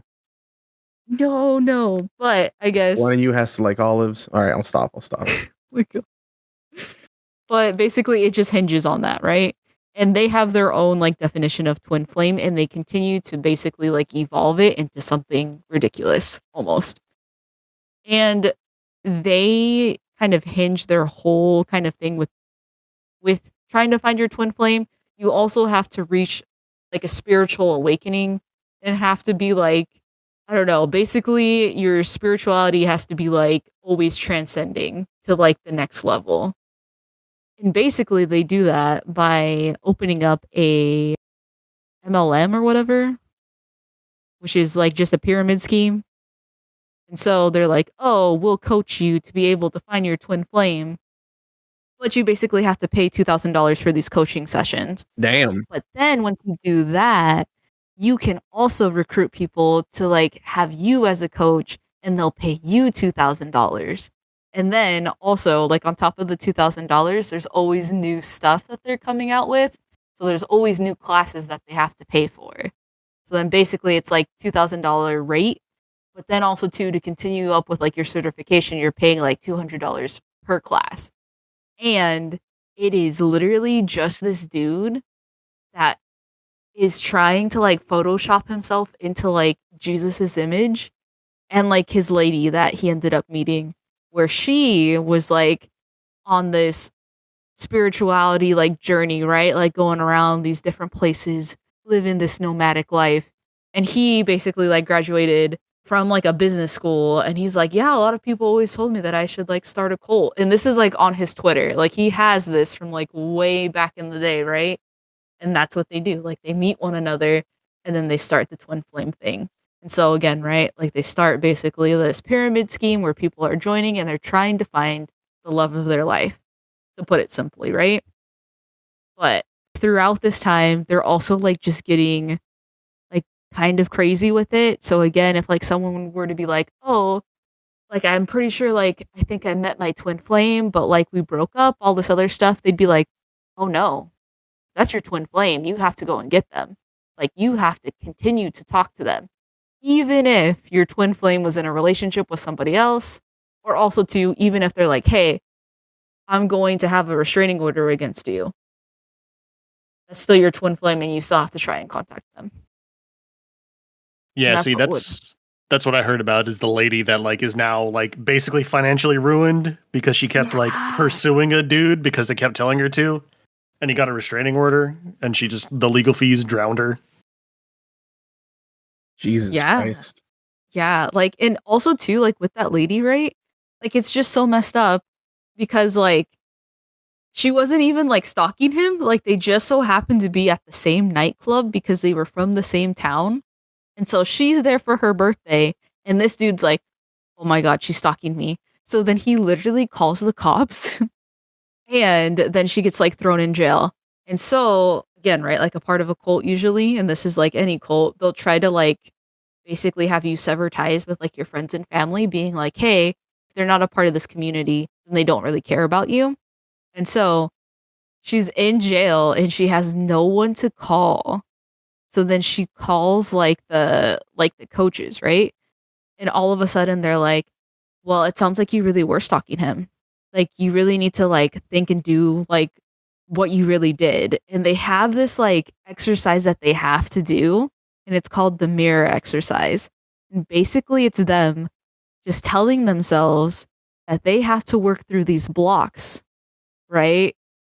And that they're the one that put them in this, like, really terrible situation, and that they basically have to look at what they did, blame themselves for it, and also to start kinda, like, hating themselves for the different things that they did. And the only way that they can be saved is to continue going to the coaching sessions and also to follow whatever those 2 say. Hey, look, man, I'd love to gaslight you right now, but I got a thing coming up in 15 minutes. How about you just gaslight yourself and then you can come to I'll coach you once you're done. Pretty much, yeah. And also too, right? Like, it's just you get to see, like, so many different, like, people's lives affected by this, and, like, it's just bananas. Like, there's also a point where they're just like, "Hey, you are not a female now, you are a male because we don't have enough males to, like, match you all together with the twin flame, so you basically have to transition, Yeah, they're like, and they are now the divine masculine." yeah, you have a divine masculine soul or some shit, or you have a divine feminine soul, and if you start asking Yeah, questions, they'll just kick you out of the fucking cult. pretty much, and that's, like, where all of your friends are basically, or your only, like, support system because you already, like, threw away kinda everything else, right? And they literally, like, have that. There is, like a session or whatever that they have, like, with their I don't even know, like, their mentees on, like, "Hey, you need to get rid of, like, your family because they're never gonna understand your lifestyle, and also too, like, if they're not a part of this community, then how can they really understand you?" And so it's just like, what heck is going on with this? Yeah, see, a part that was not mentioned is like it is a belief that like your fucking twin soul or the fuck it was called twin flame is also like you. It's just like a part of you that completes you. So if you get rejected by your twin flame, it's your fault because you're rejecting yourself. Right, something is wrong with you. And I can imagine that does wonders for the mental health. I was just like, "Man." Hey, look, man, none of your relationships with women have worked because you're actually a woman yourself. Just stop cooking yourself. You gotta go for dudes because you're chasing the wrong thing. That's obviously why none of your relationships have worked. You need to transition into your rightful spirit, and then you'll find your twin flame. But wouldn't that mean your twin flame is you? So like they would also transition? So, no, because it's your fault, again. You're asking So too many it's questions, Rob. You're out of the cult. Can can you be gay or is it specifically you can be, male? can be. Okay, then why do they need too much males, too much females? Like it's You need to So, pair in the people up, beginning bro. yeah, but yeah. like if So there is a reason for this. So in the beginning, it was like it could be anybody in the world, right? But then they were like, "Oh, dang, like we need to continue to make money off of this though." So like we can make more money if they're like already in the cult as well, or they're already in these classes. So then you can both be paired together to now do basically like a couple class or whatever, like a couple route, if that makes sense. And so you're paying more money for it. That's not what they said. They were just like, oh yeah, like again, they have to be like a devout follower of this group because if they're not, like, what does that say about them? What does that say about you? That means that you don't care about this. And like also too, like we are basically your divine leaders. And there is a point where they do change it into a church. So it goes from basically this pyramid scheme to still being a pyramid scheme, but also there is sermons now instead. Well then, cool title, Twin Flames, shit concept. It's just wild stuff, man. But yeah, so I thought that was just bananas. And like I said, you get to see like from different perspectives, like what people go through that have now exited the cult. And also you get to see like family members that are still affected by it. I guess they like tried to look into this. They're trying to get like to the bottom of it, but there are a lot of like either police investigators or different things like that being like, well, there hasn't been like anything that has happened to the point of like mass suicide or anything like that. So they're like, if these people are here by their own accord, then like that is okay. So this is ongoing. This is still ongoing. You can actually still go to their website. Holy shit. That's fucking You gonna crazy. sign up, Rob, or what? I'm good. Next time you see me, I'm a level 3 flower lotus. God. Twin Flame Universe. But anyway, that'll be like the last thing. This last. That was wild. Yeah, holy shit. All right. Yeah, I'm just gonna like throw this in the chat just so that you guys can like see. Oh, the website? Like the website. The website is just I don't like know if I so wanna bananas. Fuck up my like search history recommendation that bad, bro. Oh, okay then. Well, you guys. I think I'll be fine. My Be fine. YouTube algorithm already thinks I'm an incel right winger, dude. Like it's bad. It's okay. You can just look at that. So there we go. It's literally called Twin Flame Universe. I told you. I thought you were saying Twin Flame Universe, like saying, man, that's crazy. I am still saying. Well, on that note, Jake, how about you do your own transition?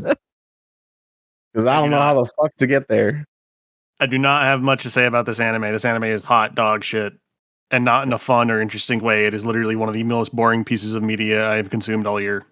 You know how I mentioned when I was talking about .hack GU, how there's a 9-month time skip in that video game? Mm-hmm. Well, that time skip gets revealed in the anime .hack GU Roots. Does it have the same voice cast? No, it does not. Damn. Oh my god, this anime is so fucking boring. Well, like I made Robert watch a little bit of it just so he knew. Oh shit, I forgot about that. I did watch this. Oh my gosh.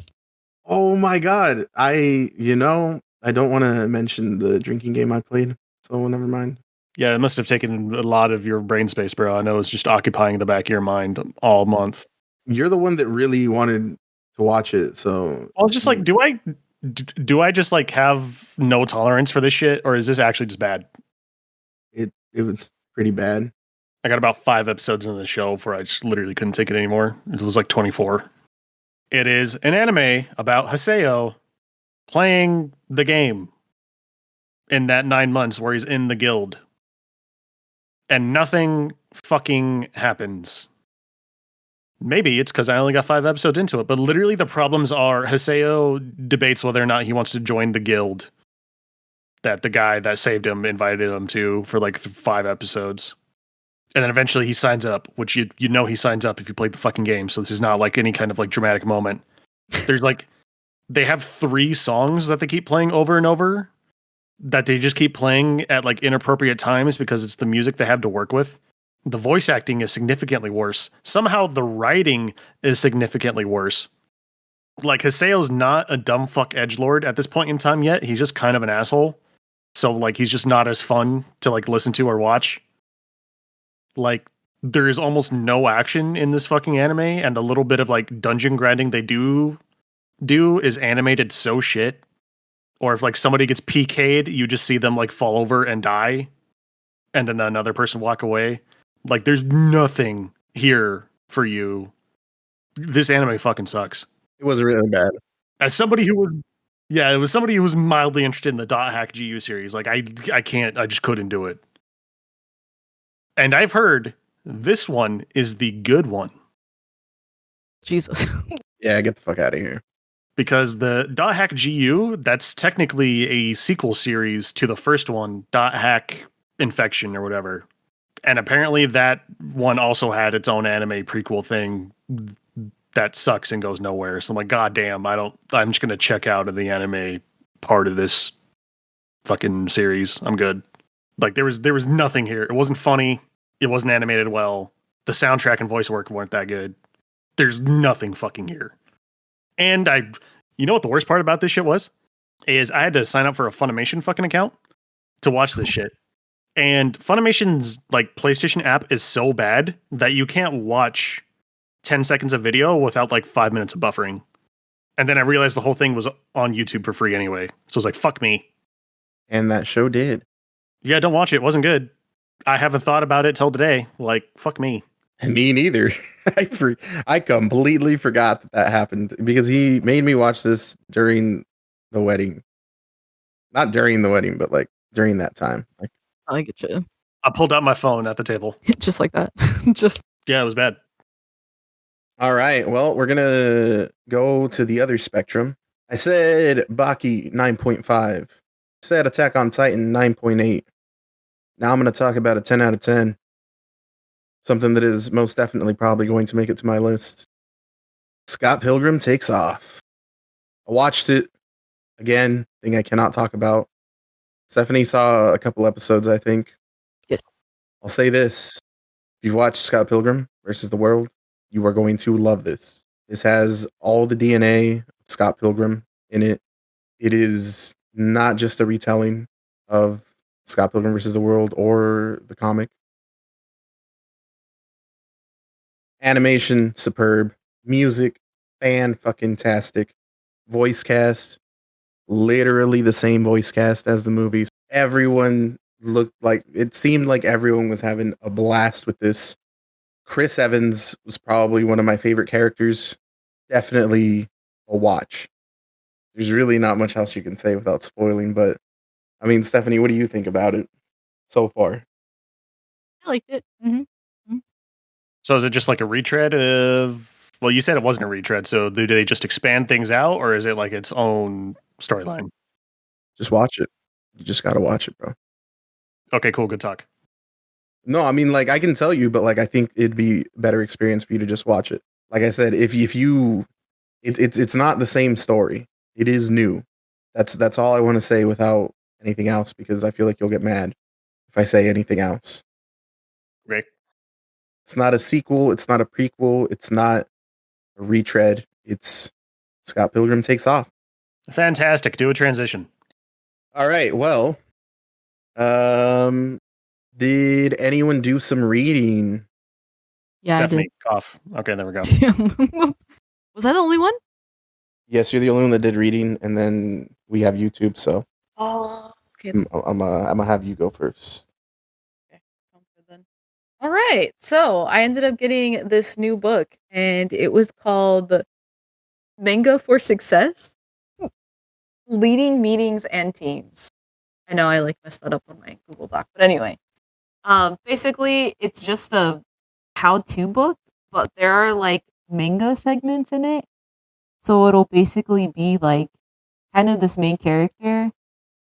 And also too, kind of like this person that's like a mentor to him, going through like these different like business strategies and techniques, and him like putting them into practice. And so it's actually like pretty cool and it's pretty nice. And it like relates to my new job coming up, so I thought it would be like amazing. But I did have some questions for you all. So are you ready for this? Shoot. Okay. So this is just going to be a questionnaire on like just different things that you all have experienced in different jobs. So do you feel like you all are ready? Can't wait. Ready. All right then. So when you were working in any job basically, could be the one that you're currently in or ones before, did you feel like you were equipped with the necessary tools, resources, and materials needed to do your job properly? Absolutely not. Absolutely not. Never. Can you both elaborate?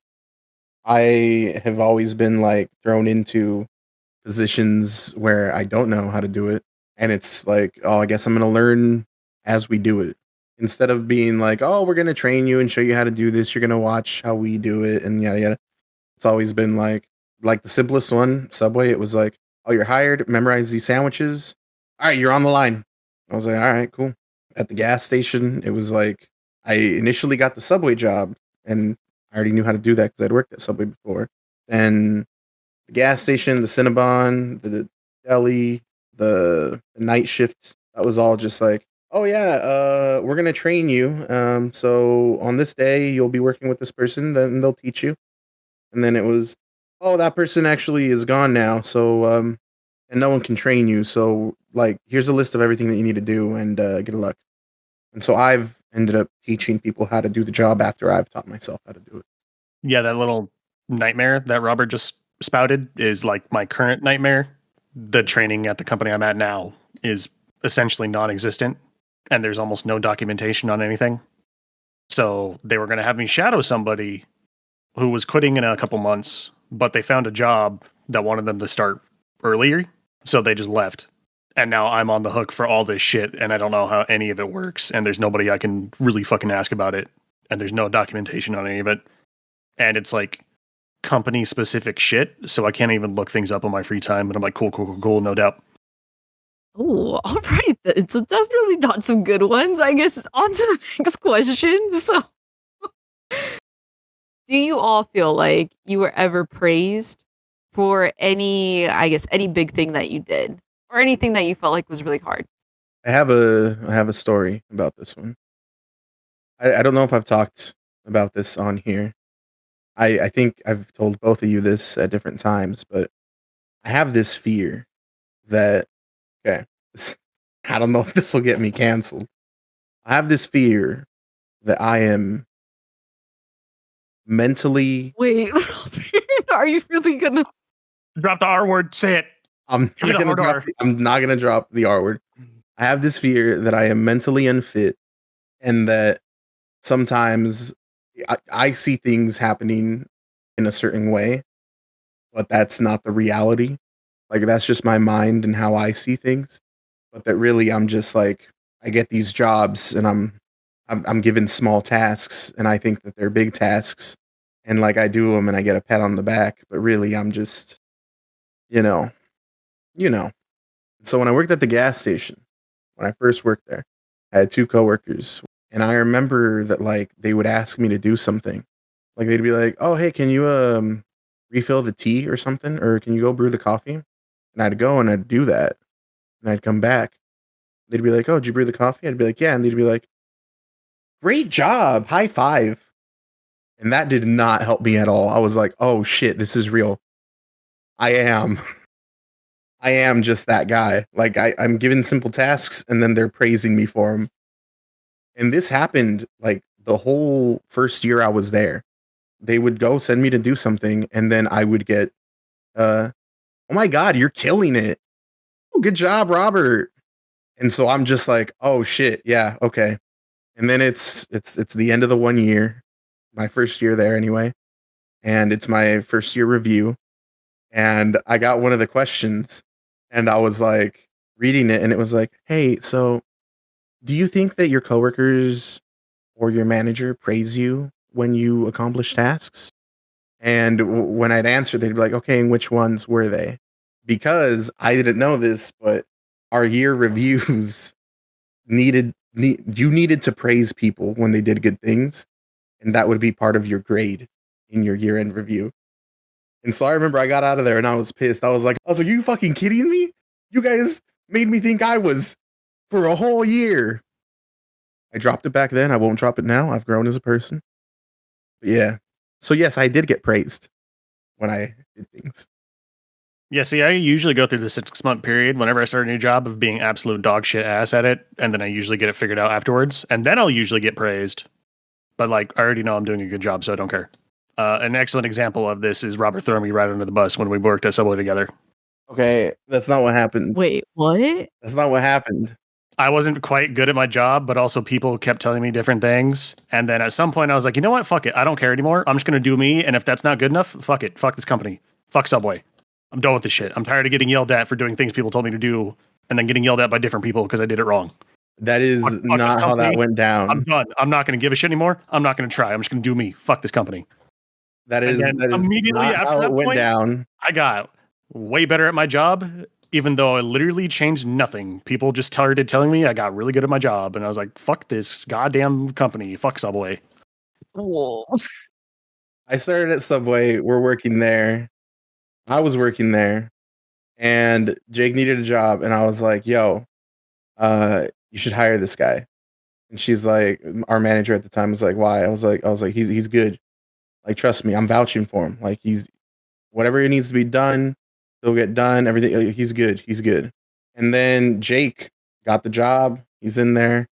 I don't know why they didn't like. I didn't work with Jake. We never had like the same shifts, and so I don't know what the fuck was going on.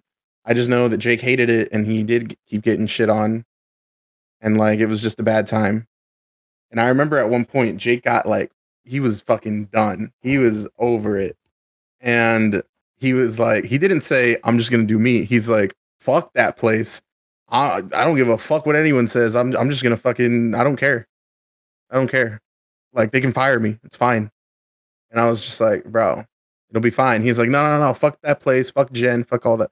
Was that before or after because Jen was kind of a shitty boss who overstepped. Oh, you mean how she claims she was single-handedly responsible for me getting accepted into Eastern? What the fuck? I'm sorry.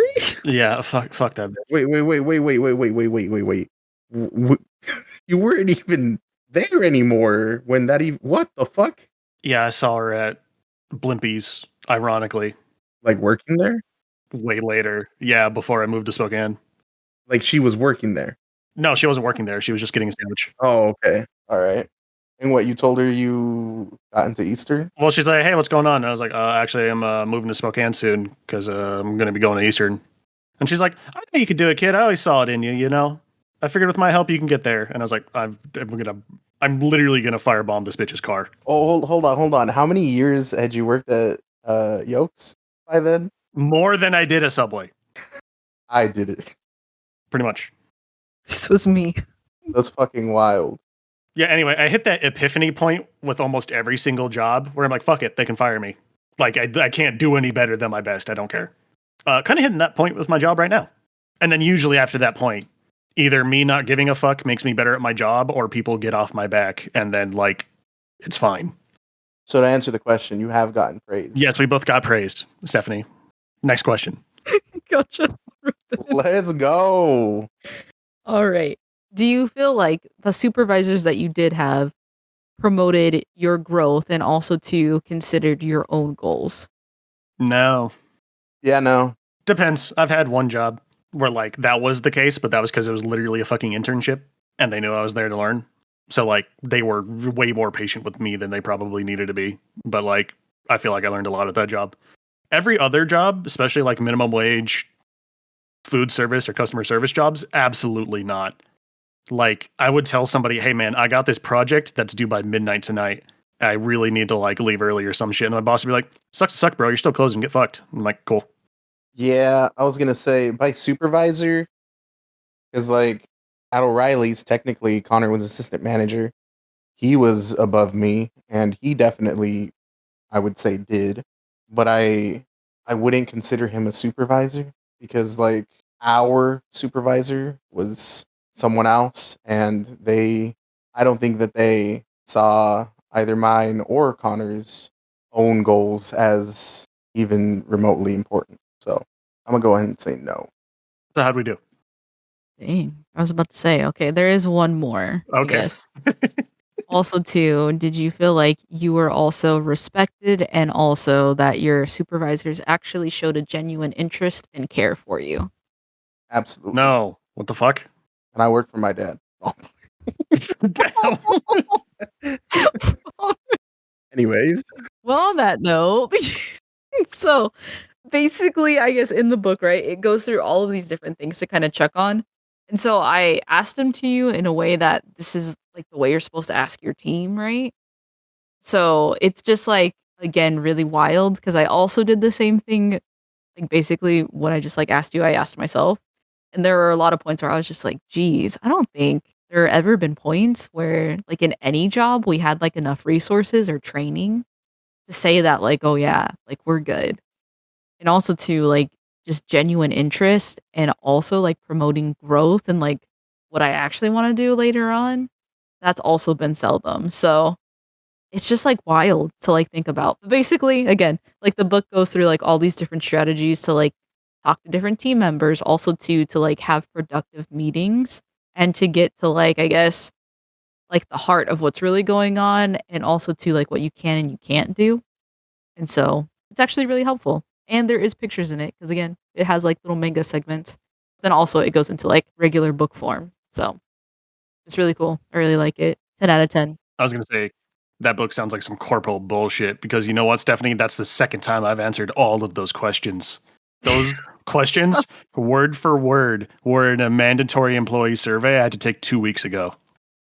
Well, I'm Maybe the book's getting around, you know? I was Maybe, yeah, about to maybe my boss say. just has a copy The of it underneath fucking his desk. weeaboo? Yeah. Also, too, technically, like I said, that some of these questions are based off of like business theory. So again, right, like it like seems weird because it's like a manga book, but like also too, there's also another one for psychology, and that is also based in theory as well. So it will also say where this is from and like how it applies to what you're doing.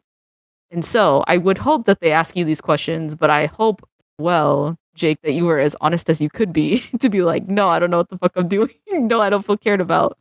So that they Oh do yeah, pull no, those no. things. Like, I'm glad. I hope those surveys are anonymous, or like, yeah, I'll be collecting unemployment checks next month. I said some scathing shit in that employee survey, and I did write some words in the open text box section of said survey. Oh, man. Good times, good times. Well, then I guess that brings us to YouTube. Jacob, what is a YouTube video you watched? I watched a 45-minute video essay by Moon Channel on why there aren't any good Christian games, which obviously this guy has never played Super Noah's Ark, but for the most part, he is correct. Would you say Dante's Inferno is a Christian game? No, because Dante's Inferno, the book, isn't even Christian literature. Like, the shit's blasphemous as fuck. Okay. But basically, yeah, he explains why Christian games suck. And, like, there's a weird connection that I didn't make. And it's because, like, Onion of Isaac? okay, sure, you could say that's Christian media, but to define Christian media, you would think it would be pro-Christian media. Ah. Because this man defines a Christian video game that is good would have to be educational, informative, and promote Christ. Isn't there a game called I Am Jesus Christ? I have no fucking idea. That is a Jesus simulator? You keep shitting on me, bro? I'm about to fucking firebomb your car. All right, come on. But yeah, it was actually super informative because yeah, he goes into like the history of the founding of America, and then there's dots there that I didn't connect in American culture.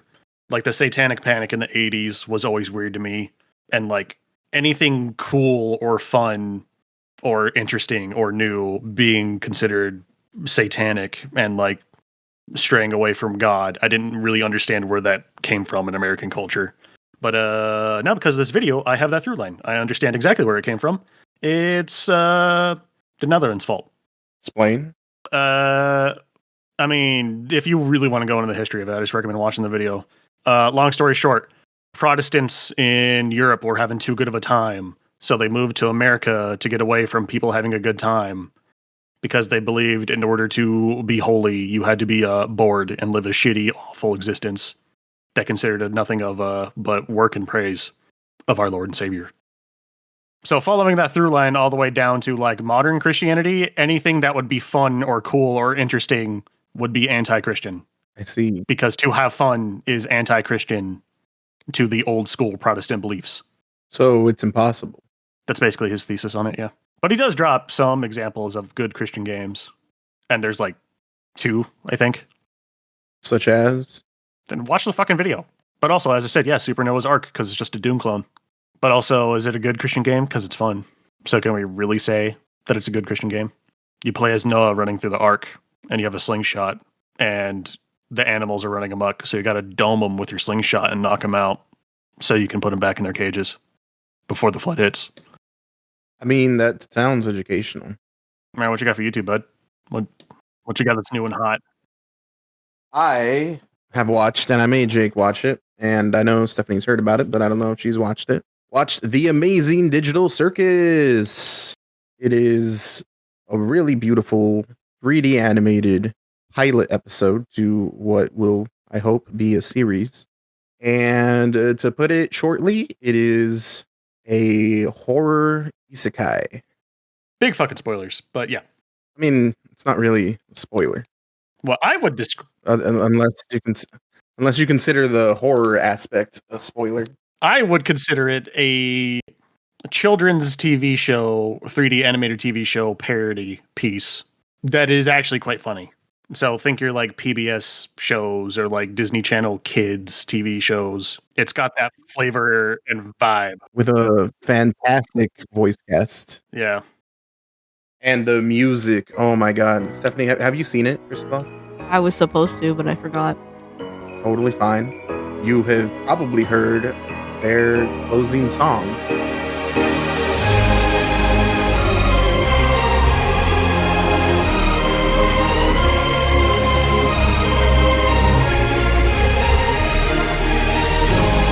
Because it's all over TikTok, and it is a masterpiece. I said my favorite part about it is there's just a lot of animation humor. There really is. Like there's just a lot of 3D animation fuck ups that were intentional that are very funny to look at. Like there's not a whole lot of written jokes. It's mainly like a lot of the humor just comes from the way shit looks. A lot of physical humor too. Yeah. And I really enjoyed that aspect of the show. Jake does have a point though. My cousin walked in on us watching this and he was very much unsettled. Wait, what do you mean? Like, because he walked into a room and saw 3 almost 30-year-olds watching something that did look like it was PBS Kids. And he's like, what the fuck are you guys watching? And then Jake went, oh, Robert's favorite kid cartoon. And I was like, yep. And he's like, all right, I'm just going to go back. And then he closed the door and walked away. Yeah, it's fun. I hope it goes somewhere. So do I. I think you'd like it, Stephanie. Oh, dang. Well, then, I still have to watch it. That's it for me. So, Jake, bring her home. Yeah, last YouTube video I watched. It's basically a channel that I'm going to recommend. Random Fitness. This is a like fitness channel that I actually like, and that's why my fucking YouTube feed is all fucked up now. This man makes genuinely funny, informative, like fitness content, and I'm currently using his Planet Fitness workout routine. And yeah, bro, I feel swole. I feel jacked. Went to the gym today, bro. I'm feeling huge. That's good. But Nice. yeah, he basically just gives actual practical advice. So like, hey, can you not afford a gym membership? Okay, here's a workout routine you can do. Okay, cool. Do you have a shitty gym membership, aka Planet Fitness? All right, here's what you can do with this equipment here. If you have an actual gym, do this. And like, based on my nutritional class, everything this man is saying does actually check out. Because basically tired of my knee fucking exploding when I go to judo. So I've been taking a month break and trying to like get swole. Maybe I'll take a 2 or 3 month break from judo because reading up on it, apparently getting muscles is good for your joint health. And if your knees are absolutely fucked or joints or whatever, you can sort of kind of unfuck them. So that, along with me not looking the way I looked at the fucking wedding, is why I'm like trying to get swole. So we'll see how that goes. But yeah, if you like don't know what to do about workout routines or like just want more fucking information on how to lose body fat and or gain muscle, this guy's actually pretty good. And it helps that his videos are like actually funny. Like he uses like basically a PNG tuber to fucking run through his videos. But yeah, I recommend. I mean, I'll probably check him out. Do something other than this fucking insanity. Yeah, I mean, he's got you can get jacked from home, but you got weights and shit you can use. So Yeah. I don't know, maybe check out his Planet Fitness video, which Planet Fitness video is basically here's what to do when you have shitty equipment or not that much. Yeah, I'll definitely check it out. Y'all listen to any music? I mean, I did, but do I want to put them in here? You know what? I will put them in here. I listen to Emo Taku. Ew. I quit. I'm quitting the podcast. I I played one of these the other day. Stephanie, you heard it. I posted a clip of their advertisement. I'll see if I can get that on YouTube as a clip too, and I'll show it because it's a really funny clip promoting this new album. But it's basically 5 emo songs done in an anime style. So Oh, yeah, I played Dear Maria, Count Me In for Stephanie. I'm not Yeah. here for it, dude. Get me the fuck out of here. I it's very catered to a specific audience, and with a name like Emotaku, you know who you are. It's very anti-catered to somebody named Jacob that is on this podcast currently. The album is Dear Maria, Count Me In, Misery Business, Face Down, I'm Not Okay, and Ocean Avenue. Done in anime opening format and in the whole song in Japanese version. Some I like, some I don't. Like Misery Business, not a fan. It's not bad. It's just not as good as the OG, which never will be. But I'm Not Okay, Dear Maria, Count Me In, bangers. And yeah, I'll post a link. Jake, you listening to Lil Boat? Lil Boat, baby. So there's a rapper named Lil Yachty. I don't really care for his music. I don't think it's bad. It's just not my cup of tea. And then I heard the magic words you can say to a Jake to get him to check out any rapper's album. Yeah, they switched genres on this one. Lil Yachty's Let's Start Here is fucking amazing. I love this fucking album. Like, I don't even like psychedelic rock. I think that genre kind of sucks. But the way Lil Yachty pulls it off in this fucking album is beautiful. I love it. Like, I was listening to this shit at work, and I was like, I feel like I'm on a journey right now, bro. I feel like I can't get anything done, dude. I'm transcending. I'm not even on this mortal plane anymore.